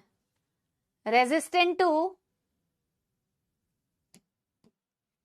चलो ठीक है, गुड गुड गुड, ठीक है, मजे आ गए तुम लोगों को। लेकिन ये D D D D plant nematode, मैंने प्लांट नीमेटोड नहीं एक्सपेक्ट किया था कि 15%, ये ठीक है, इससे बेटर तुम लोगों ने किया है। ये प्लांट नीमेटोड वाले बच्चे कहां गए? मैं सोच रही थी तुम लोग ये इंसेक्ट प्रीडेटर मार्क कर दोगे, मेरा डाउट ये था। मैं बोलती हूँ ना कभी कभी बच्चे बड़े ही ना कमाल के मतलब वो कर देते हैं, हमें ही चौंका देते हैं। मुझे लगा कि तुम इंसेक्ट प्रीडेटर मार्क कर दोगे जल्दी जल्दी पढ़ के, बट तुम उससे भी बड़े वाले नालायक निकले बेटा। जो भी ये वाले बच्चे नालायक 15%, इन्होंने तो प्लांट नीमेटोड मार्क कर दिया। ये क्या था? बीटी वेराइटी ऐसी थी जो डेवलप की गई थी, एक टॉक्सिक जीन आपने बैसिलस thuringiensis का यूज किया था इंसेक्ट पेस्ट के लिए, प्रीडेटर्स के लिए नहीं। मैं सोच रही थी तुम जल्दीबाजी में प्रीडेटर मार्क कर दोगे, आपने पेस्ट रेजिस्टेंट प्लांट बनाया था, पेस्ट रेजिस्टेंट प्लांट बनाया था ना, तो इंसेक्ट पेस्ट के लिए आपने किया था। कॉटन बॉलवर्म, कॉर्न बोरर्स, है ना। तुम्हारे दिमाग में आरएनए आई कहां से चल गया भाई? चलो ये वाला क्वेश्चन मैच करो बेटा, ये question number 9, again very easy. Bacillus, ये भी आपने पिछले चैप्टर में किया हुआ है। बैसिलस बीटी आप यूज करते हैं क्राई प्रोटीन्स, ए का हो गया 4। ऑप्शंस में तो बेटा ये लोग एकदम हद मजाक कर देते हैं कभी कभी। थर्मस एक्वेटिकस, और फिर तुम कहते हो पेपर डिफिकल्ट है। Thermus aquaticus, DNA polymerase, Agrobacterium tumefaciens, cloning vector, C का हो गया 1। Salmonella typhimurium, first recombinant DNA molecule. इतना तो इजी पेपर आता है, पता नहीं तुम बेफालतू का क्यों इतना बेटर होते हो। और लास्ट पीवाईक्यू है, फिर तपस्या सीरीज के क्वेश्चंस आएंगे। Question number 10, which of the following statement is not correct? Again insulin, imagine insulin कितना इंपॉर्टेंट टॉपिक है। Genetically engineered insulin is produced in E coli, not correct पूछा है। True. In man insulin is synthesized as prohormone, true या proinsulin. The proinsulin has extra peptide called as C-peptide, absolutely true. The functional insulin has A and B chain linked together by hydrogen bond, disulfide bond. Option 4 is the correct answer. Option 4. मुझे ये बताओ PYQ में तुम्हारी performance कैसी रही, ये बताओ, फिर हम आगे तपस्या सीरीज में बढ़ते हुए चलते हैं। How was your performance? How is the hold in the chapter? अब कैसा लग रहा है चैप्टर में? जैसे कि मैंने बोला था, मैंने विपिन सर को बोल दिया है प्लांट ब्रीडिंग वाला टॉपिक सर पढ़ा देंगे, जैसे ही सर के पास अवेलेबिलिटी होती है he will teach you that, don't worry about it, है ना। आप ये बताइए जितना आपने अभी किया उसमें आपका टॉपिक पे होल्ड कैसा है, आप कितना क्वेश्चन अटेम्प्ट कर पा रहे हैं, और ज्यादा अभी प्रैक्टिस करेंगे। अभी आप तपस्या सीरीज वाली जो प्रैक्टिस करोगे तो आप कितने सारे क्वेश्चन करोगे, 80 स्लाइड्स है यार, पूरे तो कर भी नहीं पाएंगे मुझे लग रहा है ना। तो अगर आपकी अच्छी परफॉर्मेंस रही तो आप समझिए कि आपको अच्छा आता है, बस रिवाइज करते रहिए उसको, ठीक है ना, उसी को रिवाइज करना है और कुछ नहीं करना है। चलिए अब क्वेश्चन स्टार्ट करें बेटा तपस्या सीरीज के। Question number 1 on your computer screen, question number 1 on your computer screen. चलिए ऑल द टॉपिक्स बेटा, सारे टॉपिक से क्वेश्चन है इसमें। Bacillus thuringiensis form protein crystals which contain simple protein, non toxic insecticidal protein, toxic insecticidal protein. एक ऐसा toxic protein होता है जो इंसेक्ट के लिए हार्मफुल होता है, लीथल होता है, सो इंसेक्टिसाइडल, है ना। Option 3 is the correct answer. Question number 11 बहुत सारे सॉरी क्वेश्चन नंबर 12 बहुत सारे ऑप्शंस है, एक बार ही पढ़िए इसको। 2 पॉलीपेप्टाइड्स ऑफ ह्यूमन इंसुलिन, अब तो कई बार कर चुके हो, अब तो गलत मत देना। They are linked together by hydrogen bond, गलत, they are not linked by hydrogen bond. Insulin isolated from other animals can be as effective as secreted by human body itself. No, it causes allergy. Insulin can be orally administered to diabetic patient. No, it's a protein, it will digest. Insulin used for diabetes was earlier extracted from pancreas of slaughtered cattle and pigs. Absolutely true. Choose the incorrect statement. A, B and C only. Option 3 is the correct answer. अरे can be as effective कैसे हो सकता है, allergy cause कर रहा है तो effective कैसे हो गया उतना ही, हमारी वाली करती है क्या, इफेक्टिव होती है, समझ गए। चलिए क्वेश्चन नंबर 13, ये तो बहुत इजी है, लेकिन देखो कुछ मूर्ख बच्चे होते हैं जो इसका भी बेटा पूछते हैं, what is the full form of GM. हाँ, जेनेटिकली मॉडिफाइड ऑर्गेनिजम्स, ऑप्शन 3 पूछा था अभी अभी ना, जेनेटिकली मॉडिफाइड रिसर्च, जीएमओ का क्या मतलब होता है। क्वेश्चन नंबर क्या होगा बेटा अब अगला, question number 14, question number 14, the full form of important objective of biotechnology in agriculture section is, agriculture में क्या इंपॉर्टेंट ऑब्जेक्टिव है, to produce pest resistant variety of plant, to increase nitrogen content, to decrease seed number, to produce pest resistant variety of plant. Paste resistant variety और भी बहुत सारी चीजें होती है, लेकिन ऑप्शंस में से देखोगे तो to produce pest resistant varieties, option 1 is the correct answer. Question number 15, gene therapy aims to treat genetic disorders by replacing defective genes. Replacement of defective genes with correct set of genes is gene therapy. Modify the genetic material of microorganism, नहीं, gene therapy का aim क्या है, gene therapy का aim है to treat genetic disorders by replacing defective genes. Option 2 is the correct answer. Question number 15 के बाद आते हैं question number 16. Question number 16, which biotechnological technique is used to diagnose genetic disorder by amplifying DNA? सबको use कर सकते हैं आप molecular diagnosis के लिए, बायोटेक्नोलॉजी में आप पीसीआर एलाइजा पढ़ते हैं, लेकिन एम्प्लीफिकेशन ऑफ जेनेटिक मटेरियल से जिसको आप यूज करते हैं that is option 1, PCR polymerase chain reaction. Question number 17, resistance to tobacco plant is developed by an antibiotic, by a toxic protein, a DNA that produces both sense and antisense. Resistance tobacco plant को कैसे मिला? A nematode specific gene was introduced into the tobacco plant, modified in such a way that it could produce both sense and antisense RNA, forming a double-stranded RNA. It is because of this. Option 3 is the correct answer. Question number 18. Which of the following statement is incorrect with respect to traditional hybridisation? Traditional hybridisation जो plant breeding में बड़ा commonly use किया जाता है बेटा, plant animal breeding में बहुत commonly आप ट्रेडिशनल ब्रीडिंग टेक्निक्स को यूज करते हैं, तो बोला which of the following statement is incorrect? Procedure extensively used in plant breeding, use तो करते हैं प्लांट ब्रीडिंग में, इसे बिल्कुल सही है।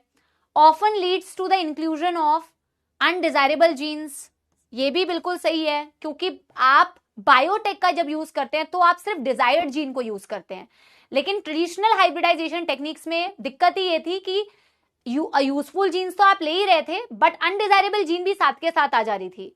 तो बायोटेक ने उस प्रॉब्लम को सॉल्व किया और सिर्फ आप डिजायरेबल जीन्स को बेटा यूज कर पाए।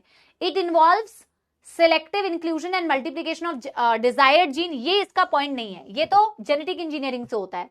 Option 3 is the incorrect statement, so that is the final answer. Question number 19, which of the following is correct for Meloidogyne incognita? Correct पूछा है। It's a bacterium that can provide insulin, a yeast, a nematode that infects the tobacco plant's root, not disease cause करती है। Option 3 is the correct answer. Question number 20. Question number 20. Which of the following statement is incorrect about genetically engineered insulin? Incorrect पूछा है। E. coli is used in producing genetically engineered insulin. True. They are produced separately. This is true. The first genetically engineered insulin was prepared by an American company, Eli Lilly. True. Eli और 1983 में, ये भी revise करा देती हूं। Genetically engineered insulin does not have a C peptide. Option 4 is the correct answer. Question number 21, the protein products of the following BT toxin genes cry1ac and cry2ab are responsible for controlling. करोड़ों बार अब ये बता चुका है, अब आप final paper में अगर आए तो कृपया करके इसमें गलती ना करें। बहुत बार ऐसे क्वेश्चन सॉल्व कर लिए, टॉपिक्स पढ़ लिए जिसमें आपको कंफ्यूजन होती। cry1ab corn borer, that's it, खत्म। बाकी आप अपोजिट कर लो, cry1ac, cry2ab for cotton bollworms, so bollworms. Option 1, option 1। Question number 22, biolistics और जीन गन, बायोटेक प्रिंसिपल वाला टॉपिक है। बायोलिस्टिक्स और gene gun technique is suitable for, it is suitable for transformation of plant cells. Option 4, plant cell transformation के लिए use होता है। Question number 23, बहुत सारा है बेटा, पढ़ो इसको, साइड में हो जाती हूं मैं। Given below are the statements बेटा A to D. Recombinant DNA technology has enabled mass production of safe and more effective therapeutic drugs. Recombinant DNA technology से मास प्रोडक्शन, लार्ज अमाउंट में प्रोडक्शन हुआ safe और ज्यादा effective therapeutic drugs का। Yes, absolutely. About 30 recombinant therapeutics have been approved for human usages in India. False, 12 are being बेटा marketed in India, not 30। Management of adult onset of diabetes, exact NCERT की line. Adult onset of diabetes मतलब जो as के साथ होता है। दो तरीके के डायबिटीज होते हैं बेटा, एक जुवेनाइल ऑनसेट बोलते हैं जो यंग लोगों में होता है, वो ऑटो इम्यून डिसऑर्डर होता है, वो इस चैप्टर में पढ़ाया नहीं गया, मैं आपको बता रही हूँ। और एक एडल्ट एज के साथ होता है। Management of adult onset of diabetes is possible by taking insulin at regular time intervals. ये ऐसा मैनेजमेंट हम कर सकते हैं इंसुलिन के इंजेक्शन से। Using conventional method of diagnosis, early detection of disease is possible. No, it is not possible, this is false. अब आप ऑप्शन में देख लीजिए पूछा क्या है, चूज द इनकरेक्ट। कई बार पढ़ते नहीं है, करेक्ट ऑप्शन को मार्क कर देते हैं।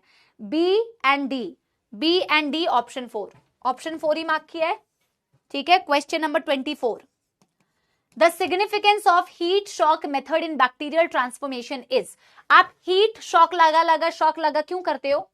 आइस हीट आइस करते हो ना, आइस 42 आइस क्यों करते हो? क्योंकि एक तो डीएनए हाइड्रोफिलिक होता है, धक्का दे के उसे भेजना पड़ता है।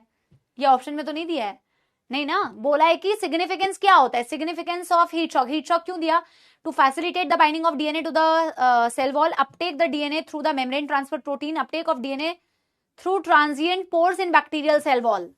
इसको फैसिलिटेट करे, इसको फैसिलिटेट करता है वो। पहले तो आप डाइवेलेंट कैटाइन से उसे ट्रीट करते हैं ताकि आपका जो डीएनए है वो सेल के पास आ जाए, है ना, और फिर आप उसको हीट शॉक देते हैं ताकि उसके जो बैक्टीरियल सेल वॉल के थ्रू जो ट्रांजिएंट पोर्स हैं उसके थ्रू वो डीएनए आप धक्का देके उसे भेज दो। So option 3 is the correct answer. Question number 25, given below are some statements A to D. Restriction enzyme act as molecular scissors, absolutely true. मैं साइड हो जाती हूं, absolutely true. The presence of an inert in beta galactosidase gene gives blue coloured colonies. आपको ये वाला याद आ रहा है? आपने लैक्सीजीन पढ़ी थी, presence of inert in beta galactosidase gene. Beta galactosidase gene का मतलब है लैक्सीजीन। लैक्सीजीन में अगर इनर्ट होगा, बोला the presence of an inert, inert मतलब अगर आप इंसर्ट मतलब फॉरेन जीन, अगर फॉरेन जीन इंसर्ट होगी इस वाली साइट पे, it will give blue colour colonies. नहीं, जिसकी जीन डैमेज हो जाएगी वो बीटा गैलेक्टोसाइडेज नहीं बनाएगा। जो बीटा गैलेक्टोसाइडेज नहीं बनाएगा वो सबस्ट्रेट को प्रोडक्ट में कन्वर्ट अगर करेगा तो प्रोडक्ट में ब्लू कलर नहीं बनेगा, मतलब सबस्ट्रेट कन्वर्ट ही नहीं होगा, बीटा गैलेक्टोसाइडेज नहीं है, तो ये व्हाइट कलर के दिखते हैं ना कि ब्लू, है ना, ये व्हाइट दिखते हैं, सो दिस इज फॉल्स। याद आ रहा है ना सभी को? ये पहले चैप्टर में पढ़ा था, पहले मतलब अभी जो पढ़ा है biotech principle. EFB stands for European Federation of Biology, नहीं, European Federation of Biotechnology. In chemical engineering process, it is important to maintain a sterile environment. Yes, it is very important to maintain a sterile environment ताकि आपकी सिर्फ और सिर्फ बेटा desired gene multiply करे, undesirable gene multiply ना करे, ठीक है ना। अच्छी बात है, पहले वाले चैप्टर का भी रिवीजन हो जा रहा है ना, बाद में किया तो साथ के साथ करने में ज्यादा बेटर कर पाते हो, लेकिन इसमें भी बेटर कर सकते हो अगर डेटा तुम्हें सारा याद है। अभी तो पढ़ा है बेटा। Choose the incorrect statement. Incorrect कौन कौन से है बेटा? सी, बी एंड सी तो है, option 3। Question number 26। Question number 26, what is the purpose of transformation process in genetic engineering? Purpose क्या होता है ट्रांसफॉर्मेशन का? जीन डाल देना, फॉरेन जीन जब किसी होस्ट के अंदर डालते हो तो उसे ट्रांसफॉर्म कर देते हो ना, किसी के अंदर किसी बाहरी चीज को डाल देना इस transformation. To introduce a new DNA into the host cell, यही होता है। एम्पलीफाई तो नहीं होता, आइसोलेट भी नहीं होता, सीक्वेंस भी नहीं होता, बाहरी किसी जीन को डालना मतलब ट्रांसफॉर्मेशन कर देना। Question number 27, what does the stirrer in a stirred tank bioreactor do? मैंने आपको ये पढ़ाया था, एनसीईआरटी की लाइन रीड करवाई थी। Stirrer in a stirred bioreactor, stirrer क्या करता है बायोरिएक्टर में? मिक्सिंग, प्रॉपर इवन मिक्सिंग हो, प्रॉपर ऑक्सीजन की availability throughout the reaction available रहे, वो स्टिरर की प्रॉपर्टी होती है। Removes oxygen to the culture, facilitates control temperature, add nutrient, it facilitates even mixing and ensures oxygen availability. Number 2, question number 28। Question number 28, suppose an electrical current has moved the DNA fragment through a gel. What does the band on the gel farthest from the top represent? Farthest from the top represent.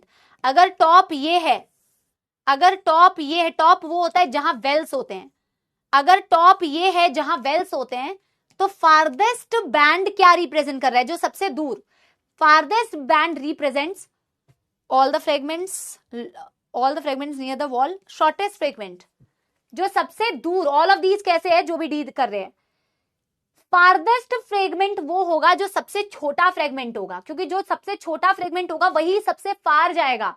आपने क्या पढ़ा था? The principle of gel electrophoresis is separation of the DNA fragment based on their size. Sieving effect होती है, ऐसा लगता है छन रहा है। Option 1 is the correct answer, option 1 is the correct answer. Question number 29. Question number 29. What is required before a product can be marketed as a finished product? क्या जरूरी होता है आप प्रोडक्ट को फाइनल मार्केटिंग करो उससे पहले? Random sampling, clinical trials and quality control testing. आपके ट्रायल्स चलते ही, एनसीईआरटी में मैंने आपको पढ़ाया था कि ट्रायल्स चलते हैं, क्वालिटी कंट्रोल टेस्टिंग चलती है, और जब वो सारे ट्रायल्स और उस क्वालिटी कंट्रोल से पास आउट हो जाते हैं तो फिर उनमें प्रेजर्वेटिव ऐड किए जाते हैं, देन इट इज बेटा मार्केटेड, है ना। मतलब डाउनस्ट्रीम प्रोसेसिंग कर रहे हो, प्यूरिफिकेशन एंड सेपरेशन, फिर ट्रायल सब चलते हैं बेटा मार्केटिंग करने से पहले। Option 2। Question number 30, what is the main role of primers in PCR? Primer का क्या काम होता है? प्राइमर नहीं होगा तो जीन रेप्लिकेट करना इनिशिएट नहीं होगी। To separate strands to start DNA synthesis, आपकी डीएनए सिंथेसिस स्टार्ट करने के लिए, पॉलीमरेज को एक्ट करने के लिए फ्री 3' OH एंड प्रोवाइड करने वाला होता है primer. So option 2 is the correct answer. Question number 31। Question number 31, diagram based question. Name the process given in the diagram. ऐसा ही डायग्राम आपने एनसीईआरटी में देखा होगा, और ये डायग्राम इंडिकेट क्या करता है? ट्रांसफॉर्मेशन को, according to the, of course transformation and cloning. अब क्लोनिंग ऑप्शन में है नहीं, आपने रिकॉम्बिनेंट डीएनए मॉलिक्यूल को इकोलाई के अंदर डाला, आपने उसे ट्रांसफॉर्म किया। ये नीचे हेडिंग, आई थिंक नीचे फिगर में ट्रांसफॉर्मेशन दिया भी होगा। So this indicates transformation. Diagram based question आने की भी बहुत ज्यादा संभावना है। मैं तो कहती हूं लास्ट में यही सारे क्वेश्चंस प्रैक्टिस करके जाना बेटा, इसी से बेटा आ जाएंगे क्वेश्चंस गारंटीड, इसी से बेटा घुमा फिरा के गारंटीड क्वेश्चन आ जाएंगे, ठीक है। Identify the given diagram, spooling यार, spooling of DNA, chilled ethanol add कर दो, option 1 is the correct answer. Question number 33, again diagram based question, very good questions, very good question, this might hurt you if you do not remember. ये क्या indicate करता है? A indicate करता था I think replication of protein, B क्या indicate करता था? Ori, C क्या इंडिकेट करता था? एम्पीसिलिन रेजिस्टेंट जीन, डी क्या इंडिकेट करता था? Tetracycline resistant gene. ये तो फिर भी बेटा याद रहेगा, ये सारे भी बेटा याद रखने हैं किसकी कटिंग साइड कहां पे है, ठीक है ना। So identify A B C, A is replication of protein. कितने बच्चों ने इसका ऑप्शन 1 मार्क कर दिया? क्या सही किया ना मैंने? A is replication of protein, B is ori, C is ampicillin resistant gene, D is tetracycline resistant gene. A तो नहीं मार्क कर दिया आपने, है ना। दिस ये आरओपी में था PVU2 की cutting site, option 2 is the correct answer. Question number 34, which enzyme is use to break open bacterial cell to release DNA. अगर बैक्टीरिया है तो लाइसोजाइम यूज करोगे, अगर प्लांट सेल है तो सेल्यूलेज यूज करोगे, अगर फंगस का सेल था तो काइटिनेज यूज करोगे, प्रोटीन डाइजेस्ट करना है प्रोटीज यूज करोगे, आरएनए डाइजेस्ट करना है आरएनएज यूज करोगे, लिपिड डाइजेस्ट करना है लाइपेज यूज करोगे। So option 2 is the correct answer. Question number 35, during the processing of prohormone proinsulin into mature insulin, processing के दौरान C peptide is added to proinsulin, C peptide is removed, हाँ removed, B peptide is added, B peptide नहीं, of course C peptide remove. तो कई बार ये question कर चुके हो। क्वेश्चन नंबर 36, अभी जो आपने पढ़ा GEAC genetic engineering approval committee के बारे में, एक बार ही पढ़िए। GEAC, कभी भी ऑल ऑफ दीज देख के पहले ही ऑल ऑफ दीज मत लगाया करो, even if all of these answer हो सकता है, पर आप पूरे सेंटेंसेस को पढ़ा करो और फिर अपना दिमाग लगाया करो। Genetic engineering approval committee make decisions regarding safety and potential environmental impacts of genetically modified organisms before they can be approved for the commercial use. ये डिसाइड करती है, बिल्कुल बेटा डिसीजन बनाती है, सेफ्टी क्या है, एनवायरमेंटल इंपैक्ट क्या हो सकते हैं। Grant approval for the development, production, commercialisation of genetically modified organisms and the product derive from them. Yes, ये अप्रूवल देती है कि आप कमर्शियलाइज कर सकते हो, यू डेवलप कर सकते हो ये वाली जेनेटिक मॉडिफाइड ऑर्गेनिज्म को, उससे जो प्रोडक्ट बना उसका कमर्शियलाइजेशन कर सकते हो कि नहीं, बिल्कुल सही बात है। The implementation of approved GMOs to ensure compliance with safety norms and regulation, ये सारी रूल्स बनाती है बेटा, एवरीथिंग, ऑल ऑफ दिस। तो इससे आपको एक और बात समझ में आई, इसका आप एक पॉइंट नोट कर सकते हो, हमने जैसे एक सेंटेंस में लिख दिया NCERT बेसिस पर, इसे आप याद रख सकते हो कि ये सारी चीजें कर रही है, हालांकि इन सबका मतलब तो वही है, जेनेटिकली मॉडिफाइड ऑर्गेनिजम्स की सेफ्टी क्या है, एनवायरमेंट पे उसका क्या इंपैक्ट हो सकता है, उससे जो प्रोडक्ट बना रहे हो उसको कमर्शलाइज कर सकते हैं कि नहीं, है ना, अप्रूवल उसको उसके रिगार्डिंग देना, सेफ्टी के लिए सही है या नहीं, पब्लिक यूसेज के लिए, वो सारी चीजें हैं बेटा। Option 4 is the correct answer. आप पॉइंट्स ऐड कर सकते हो उसमें, मतलब एक ही रहेगा बेटा घुमा फिरा के। A transgenic rice, golden rice has been developed for increasing content of vitamin A. Golden बोलते ही इसलिए क्योंकि वो बीटा कैरोटीन जीन आप उसके अंदर डालते हो, डैफोडिल प्लांट से लेके डालते हो, प्रिकर्सर होता है वो विटामिन ए का। तो ये एक आपने पॉइंट पढ़ा था कि जेनेटिकली मॉडिफाइड ऑर्गेनिजम्स या क्रॉप्स यूज करने के बेनिफिट क्या होते हैं, तो आप न्यूट्रिशनली एनहांस्ड आप बना सकते हो। Option A is the correct answer. NEET में भी आया हुआ था पहले के टाइम पे।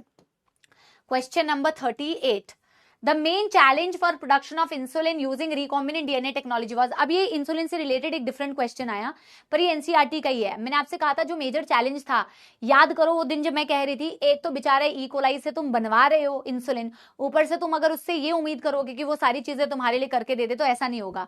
सो इंसुलिन को मेच्योर फॉर्म में असेंबल कर पाना वही बहुत डिफिकल्ट बन रहा था, इसीलिए उन्होंने अलग अलग से चेन बनाए। To getting insulin assembled into a mature form, yes, to convince people to, convince नहीं करना पड़ रहा था बेटा लोगों को, finding microorganisms to construct, नहीं. Getting insulin assembled into a mature form, this was the major challenge by them. ठीक है ना, बाकी किसी चीज में कोई दिक्कत नहीं थी, उसको असेंबल, एनसीईआरटी की लाइन है. Option 1 is the correct answer. Question number 39, किसका डायग्राम दिया हुआ है? कॉटन बॉलवर्म का डायग्राम, मतलब बीटी कॉटन का डायग्राम दिया हुआ है. कॉटन में होल कर दिया है. बीटी कॉटन मतलब टॉपिक वाला डायग्राम दिया हुआ है. So in the given plant is infected by cotton bollworm. तभी तो बेटा कॉटन की जो बड्स है वो खत्म हो गई, इसमें छेद हो गया है, ये खराब हो गया है. सो option 2 is the correct answer. Question number 40, again diagram based question. ये डायग्राम किस में दिखाया हुआ है बेटा? मिलाडोगाइन. इसीलिए मैंने डायग्राम बेस्ड क्वेश्चंस भी रखे हैं. सारे डायग्राम्स के थ्रू भी आप एक बार गो थ्रू कर सकते हो. जो ए डायग्राम दिखाया हुआ है ये प्रॉब्लमेटिक प्लांट दिखाया हुआ है, जो मिलाडोगाइन इनकॉग्निशिया निमेटोड से अफेक्ट हो चुका है, रूट नॉट डिजीज हो चुकी है, ये नॉर्मल प्लांट है. तो A is the tobacco plant infected plant with infection, B is the normal tobacco plant before infection. Option 2 is the correct answer. Option 2 is the correct answer. Question number 41, again ये एक ऐसा question है जो data based है. Data मतलब information वाला है. अगर इंफॉर्मेशन याद है तो ये क्वेश्चन कर लोगे, है ना. ये इंफॉर्मेटिव क्वेश्चन है. Probe is single standard tagged radio active molecule. ये याद आ रहा है, मैंने तुम्हें लिखवाया भी था ये, है ना, कि वेराइटी ऑफ इंसेक्ट्स होती है जो पेस्ट होती है, वो होती है प्लांट्स के लिए. तो उसमें कैटेगरीज दी हुई थी इंसेक्ट्स की. डी का प्रोब हो गया 1, डी का हो गया 1. इससे तुम्हारा काम नहीं होने बनने वाला बेटा. नेक्स्ट है कोलियोप्टेरिन्स. कोलियोप्टेरिन्स आर बीटल्स, डिप्टेरिन्स आर फ्लाइज. सी का 2, सी का 2, बी का 3. लेपिडोप्टेरिन्स, लेपिडोप्टेरिन्स में आते हैं आर्मी वर्म. ए का हो गया 4. Option 1 is the correct answer. Option 1. क्या मैंने 40 का क्वेश्चन गलत मार्क कर दिया है? क्या गलत मार्क कर दिया है? क्या गलत मार्क कर दिया है मैंने? Tobacco plant with infection, normal tobacco plant before infection, tobacco plant with in transgenic. अच्छा अच्छा, सॉरी सॉरी सॉरी. अच्छा, एनसीईआरटी में ये दिया हुआ है क्या बेटा? ये तो टोबैको प्लांट विद इन्फेक्शन, अरे कहां गया? टोबैको प्लांट विद इन्फेक्शन ये दिया होगा ट्रांसजेनिक टोबैको प्लांट. अभी करेक्ट है? ठीक है, अभी करेक्ट है. I am so sorry. Option 3 ये ट्रांसजेनिक वाला है, transgenic and this is infected. अब करेक्ट है ना? अभी करेक्ट है? ठीक है.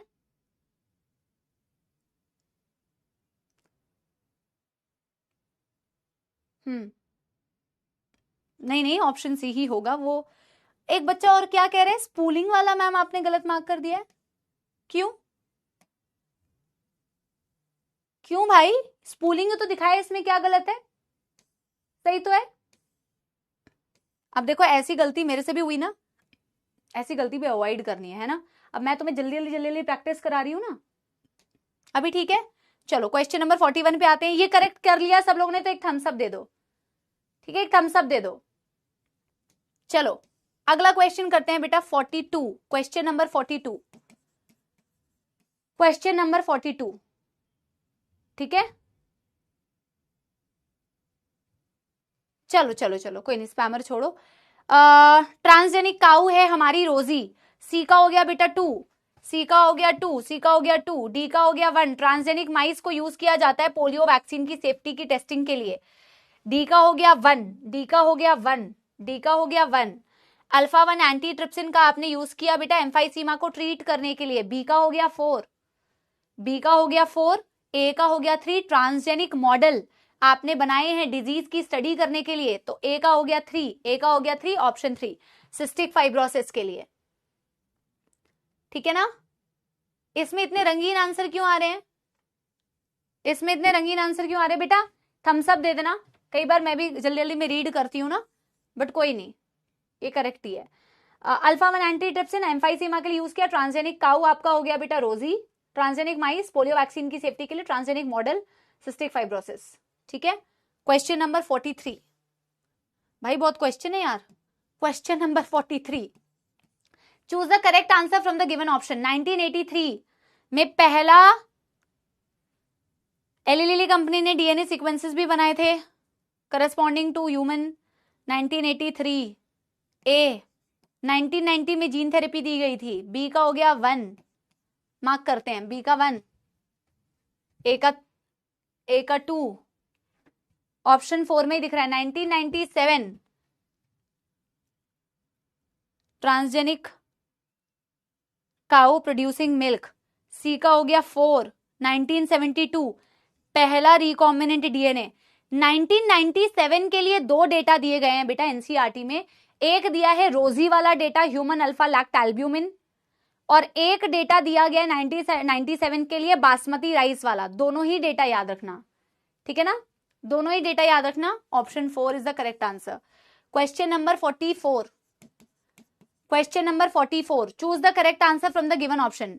Retroviral vector Agrobacterium basmati milk of Rosie human alpha lactalbumin. D का हो गया 2, एक ही ऑप्शन में है, मैं पहले डी का ही मार्क करती हूं।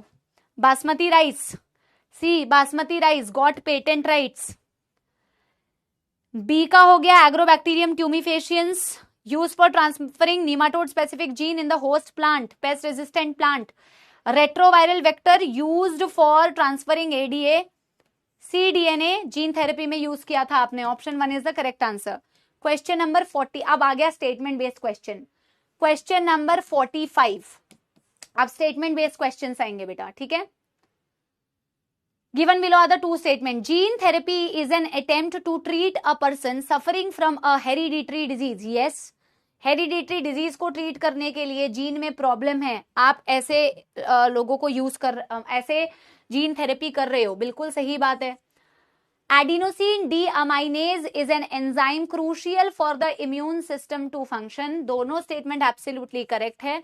एडीए एंजाइम इम्यून सिस्टम के लिए इसलिए जरूरी है क्योंकि एडीए लिम्फोसाइट्स की डिफरेंशिएशन करवाता है, इम्यून सिस्टम काम नहीं करेगा। Both the statements are absolutely correct. Option 3 is the correct answer. Question number 46, question number 46, genetic engineering can overcome the drawback of traditional hybridization. Yes, it can. Traditional hybridisation के जो drawback होता है वो होता है use of undesirable gene along with desirable gene. इसको आप overcome कर सकते हो जेनेटिक इंजीनियरिंग से, वेयर आप सिर्फ और सिर्फ डिजायरेबल जीन का इस्तेमाल कर सकते हो। बिल्कुल सही बात है। Genetic engineering can not create desired DNA sequences to meet specific requirement. False. It can create बेटा, it definitely can create desired DNA sequences. आपकी स्पेसिफिक रिक्वायरमेंट को मीट करने के लिए आप डेफिनेटली क्रिएट कर सकते हैं। Statement 1 is correct, statement 2 is incorrect. NCERT की लाइन से बेटा option 1 is the correct answer. Question number 47, question number 47, basmati rice is distinct for its unique aroma and flavor. Absolutely true beta. Several attempts have also been made to patent uses, products and processes based on Indian traditional herbal medicines. NCERT की line पढ़ोगे तो exactly ऐसा ही दिया हुआ है कि बहुत सारे अटेम्प्ट्स किए गए हैं पेटेंट करने के लिए आपके जो प्रोडक्ट्स और जितने भी हमारे प्रोसेसेस है जो हमारे Indian culture, Indian herbal medicine Ayurveda में यूज किए जा रहे हैं, उस पर अटेम्प्ट किए गए हैं। जो मैं हल्दी और नीम की भी बात कर रही थी, तो ऐसे अटेम्प्ट्स किए गए हैं। एनसीईआरटी की लाइन है जो मैं आपको बोल रही थी, आप खुद रीड करके आना, उसमें एग्जैक्टली ये लाइन दी होगी, आप पढ़ना। दोनों statements absolutely correct, both statements are absolutely correct. Option 3 is the correct answer. ठीक है। Question number 48, ELISA can only detect patient's antibody for the diagnosis. Animals that have had their DNA manipulated to possess and express an extra gene are known as transgenic animal. Yes, transgenic animals वो होते हैं जिनके DNA में manipulations कर दिया आपने, modification कर दी है ताकि वो foreign gene की expression दिखाएं। ELISA can only detect, नहीं, it can not only detect the antibody. Antigen antibody interaction पर बेस्ड होता है और antibody as well as antigen both in the patient's blood can be detected for the diagnosis. Statement 1 is incorrect and statement 2 is correct. Option 2 is the correct answer. ठीक है। Question number 49, question number 49, adenosine deaminase enzyme is crucial for the immune system to function. Yes, आपको अभी अभी बताया बेटा AD enzyme जरूरी है क्योंकि लिम्फोसाइट्स की डिफरेंशिएशन करनी है. PCR is being used to detect mutations in genes in suspected cancer patients. Yes, you are doing PCR to detect gene mutations. You are also doing to detect HIV. Both the statements are absolutely correct. Option C, option 3 is the correct answer.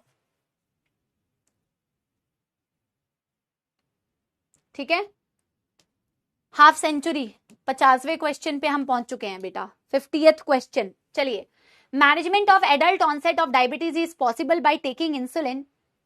ये repeated question क्यों लग रहा है? अभी कुछ ऐसा question किया है हमने, खैर कोई बात नहीं.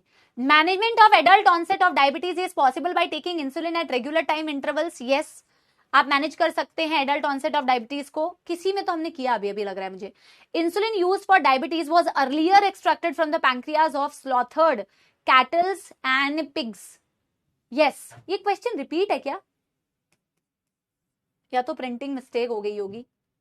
दोनों स्टेटमेंट्स एब्सोल्युटली करेक्ट है. पहले आप एक्सट्रैक्ट करते थे पैंक्रियाज से कैटल्स और पिग्स के, और उसको आप मैनेज कर सकते हो इंसुलिन के इंजेक्शन, मतलब रेगुलर इंटरवल्स पर इंसुलिन लेके. Option C is the correct answer. PYQ में आया था क्या? अच्छा अच्छा, ठीक है. ऑप्शन 3. इतने क्वेश्चंस कराते हैं इतने बैचेस में कि क्या बताएं. Question number 51. Some of the applications of biotechnology in agriculture have increased the amount of pesticide used. बोला some of the applications of biotechnology in agriculture have increased the pesticide amount of. बिल्कुल गलत. अगर आप biotechnology कर रहे हो, अगर उसकी एप्लीकेशंस है, मतलब पेस्ट रेजिस्टेंट प्लांट बना रहे हो, तो इंक्रीज पेस्टिसाइड यूज थोड़ी है. Have decrease the pesticide amount of pesticide जो यूज हो रहा है, बल्कि वो डिक्रीज हो रहा है, उस पर डिपेंडेंसी खत्म हो रही है. So first statement is false. The toxin produced in Bacillus thuringiensis gets activated in acidic pH. No, it gets activated in the midgut of the insect in the alkaline pH. Midgut के cells पर swelling, and both the statements are incorrect. Option 4 is the correct answer. Question number 52. Question number 52. Given below are the two statements. Genetically engineered crop-based agriculture can be used for increasing food production. Yes, genetically NCERT की line है. Genetically engineered crop-based agriculture जब आप करते हो तो आप food production को बढ़ा सकते हो. बिल्कुल सही बात है. Genetic modification has decreased the efficiency of mineral usage by plants. It has increased the efficiency ताकि early exhaust ना हो जाए आपकी soil. इसकी efficiency को इसने बढ़ाया है. Option 1 is the correct. Option 1 is correct. Option statement 1 is correct. Statement 2 is incorrect. Option 1. ठीक है. Option 1 अर्ली एग्जॉशन को प्रिवेंट करता है बल्कि. Question number 53. Downstream processing technology is to amplify the genetic material. False. Is to separate and purify. Amplification is PCR. The application of biotechnology include therapeutic, diagnostics, genetically modified crop for agriculture, processed food, bioremediation, waste. Yes, correct है. ये सारे applications में इसके आते हैं. Downstream processing is not that. That is PCR. Statement 1 is incorrect. Statement 2 is correct. Option 2 is the correct answer. Question number 54. Question number 54. ठीक है. Green Revolution succeeded in tripling the food supply, yet it was not enough to meet the demands of growing human population. Yes, absolutely correct. Green Revolution बेटा succeed किया tripling the food production. बिल्कुल सही. Traditional breeding techniques succeeded in keeping pace with demand and providing sufficiently fast and efficient system for crop improvement. ये बात गलत है, नहीं तो कभी जेनेटिक इंजीनियरिंग आती ही नहीं पिक्चर में. बोला ट्रेडिशनल ब्रीडिंग टेक्निक्स सक्सीड कर रही थी डिमांड के साथ अपनी पेस को मेंटेन कर रहे. मतलब आप समझे ना क्या कह रही है. ट्रेडिशनल ब्रीडिंग टेक्निक से आप डिमांड को वो डिमांड के साथ रेस में मैच कर पा रहे थे, उसको फास्ट सप्लाई कर पा रहे थे, है ना. क्रॉप इंप्रूवमेंट एफिशिएंट सिस्टम बन रहा था. क्रॉप नहीं, नो. ठीक है ना. So statement 2 is incorrect. तभी तो genetic engineering I. So statement 1 is correct. Statement 2 is incorrect. Option 1 is the correct answer. Supply बहुत ज्यादा थी, डिमांड बहुत ज्यादा थी, सप्लाई उसके हिसाब से नहीं थी सही. Question number 55. सारे क्वेश्चंस आज हो नहीं पाएंगे, कुछ क्वेश्चंस होमवर्क में दे दूंगी, कल आके डिस्कस कर लेंगे, कोई लोड नहीं है बेटा. ठीक है. Question number 55. Genetically modified GMO, genetically modified organisms has been used to create tailor-made plants to supply alternative resources to industries. अच्छा, ये लाइन कितने लोगों ने पढ़ी है? What is tailor-made? tailor-made का मतलब है अपने अनुसार कोई चीज बनाना. मेकिंग एनी tailor-made plant का यहां मतलब है, मतलब अपने अनुसार. ही एनसीईआरटी की लाइन है. टेलर मेड प्लांट का मतलब है कोई भी चीज, जो कोई भी प्लांट जो आपने बनाया अपने हिसाब से एक स्पेसिफिक प्रोडक्ट को जो प्रोड्यूस कर सके, अपने अनुसार आपने बनाया, मतलब उसमें मॉडिफिकेशन की. So that is a tailor made plant. Made as per your wish. Made as per your wish. Made as per your wish. आपने अपने तरीके से बनाया. For any product may be, for new product may be tailor made plant. तो genetic modifications, GM, genetic modification has been used to create tailor made plant to supply alternative resources to industries. Yes, different beta resources, different products के लिए आपने genetically tailor made plants बनाए हैं. ठीक है. genetically modified crops are engineered to be resistant to pest. Absolutely right. Pest resistant plant बनाते तो हो जेनेटिक मॉडिफिकेशन से. So both statements are absolutely correct. एक आखिरी क्वेश्चन कर लेते हैं. ठीक है, both statements are absolutely correct. बाकी होमवर्क में देंगे, कल आके डिस्कस कर लेंगे. ठीक है, question number 56. I don't think कि 1 2 3 4 5 6 7 8 9 10 11 12 13 14 15 16 17 18 19 20 21. ओ माय गॉड, मैं बहुत सारे क्वेश्चंस लेके आई थी. अराउंड 80 क्वेश्चन है शायद, 75-80 क्वेश्चन. चलो कोई बात नहीं.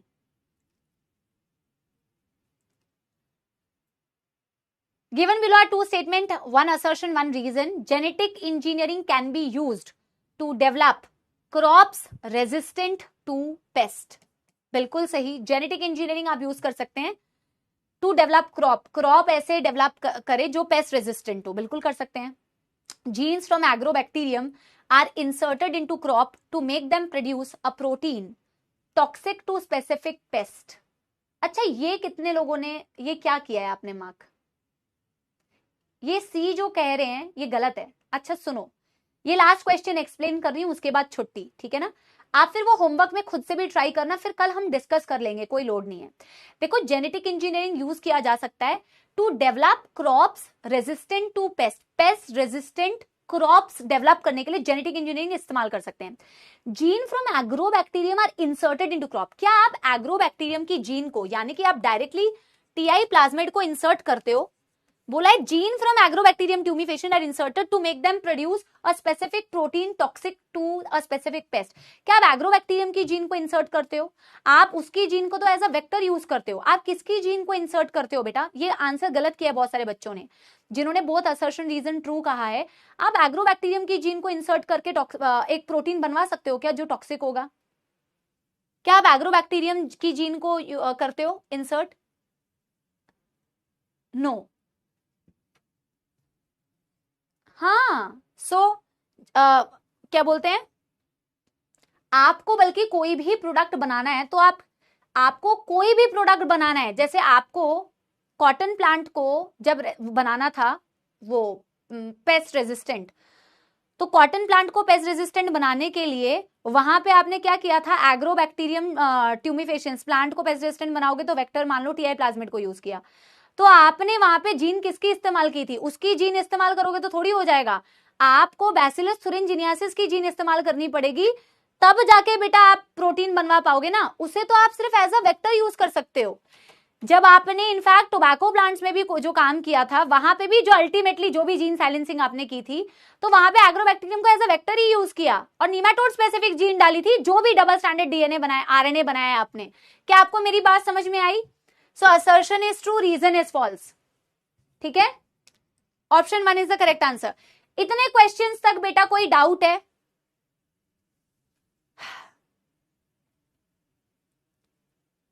और यहां पे जो protein produce a protein toxic to specific pest, जैसे आप बीटी कॉटन में करते हो. बीटी कॉटन में आप बैसिलस thuringiensis की क्राइजीन्स लेते हो, वो क्राइजीन्स आप इंसर्ट करते हो. क्राइजीन्स को आपने वेक्टर के थ्रू इंसर्ट किया ताकि आप टॉक्सिक बना सको. सिर्फ उससे थोड़ी टॉक्सिक प्रोटीन्स बनाओगे. ठीक है, तो कुछ और क्वेश्चंस हैं, इन्हें आप खुद प्रैक्टिस कर लेना, मैं इसे डिलीट नहीं कर रही हूं। 1 2 3 4 5 6 7 8 9 10 11 12 13 14 15 16 17 18 19 20 21। Oh my God, there are good questions, कर लेना खुद प्रैक्टिस एक बारी, बहुत सारे क्वेश्चंस है। ज्यादा क्वेश्चंस इसलिए लेके आई थी ताकि ज्यादा प्रैक्टिस कर सको, ठीक है ना। तो आप लोग खुद एक बारी कर लेना, मैं लेकिन इसे डिस्कस करूंगी, ये मत चिंता करना कि मैं डिस्कस नहीं करूंगी, मैं क्वेश्चंस को डिस्कस करूंगी और कल नया चैप्टर भी स्टार्ट करूंगी। जो बेटा 2 छोटे छोटे पैराग्राफ्स एनसीईआरटी के खुद से एक बारी पढ़ने की कोशिश करना, कोई डाउट हो तो पूछ लेना। आई होप आपको यूजफुल लगा। हमने इतने सारे क्वेश्चंस इसीलिए रखे हैं ताकि आप अगर फ्यूचर में भी प्रैक्टिस करना चाहो इसी से प्रैक्टिस कर लो। पूरा चैप्टर, दोनों चैप्टर कवर्ड है अच्छी तरीके से, समझ रहे हो ना मेरी बात? यस। तो देयर इज मतलब enough questions for your practice. आप खुद से भी प्रैक्टिस करना, मैं कल आके बेटा इसे करवा भी दूंगी और फिर हमारा लास्ट चैप्टर स्टार्ट हो जाएगा। ऐसा कोई रेस तो लगी नहीं है कि अभी हम रेस में बेटा खत्म करा दें, आप आराम से सेल्फ प्रैक्टिस कीजिए। I will discuss these questions in tomorrow's class, works for you, ठीक है। तो आज तो गाना मैंने गा ही दिया, अब क्या गाना, चलो एक छोटा सा गाना फिर भी सुना देती हूँ। गाना तो मैंने गा ही दिया था, जहां डाल डाल पर सोने की चिड़िया करती है बसेरा।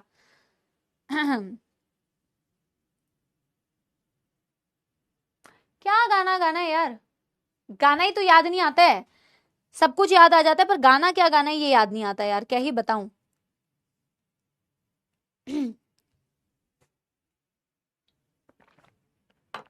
तो आज जो गाना अभी अभी फिलहाल के लिए थोड़ा सा रेलेवेंट लग रहा है,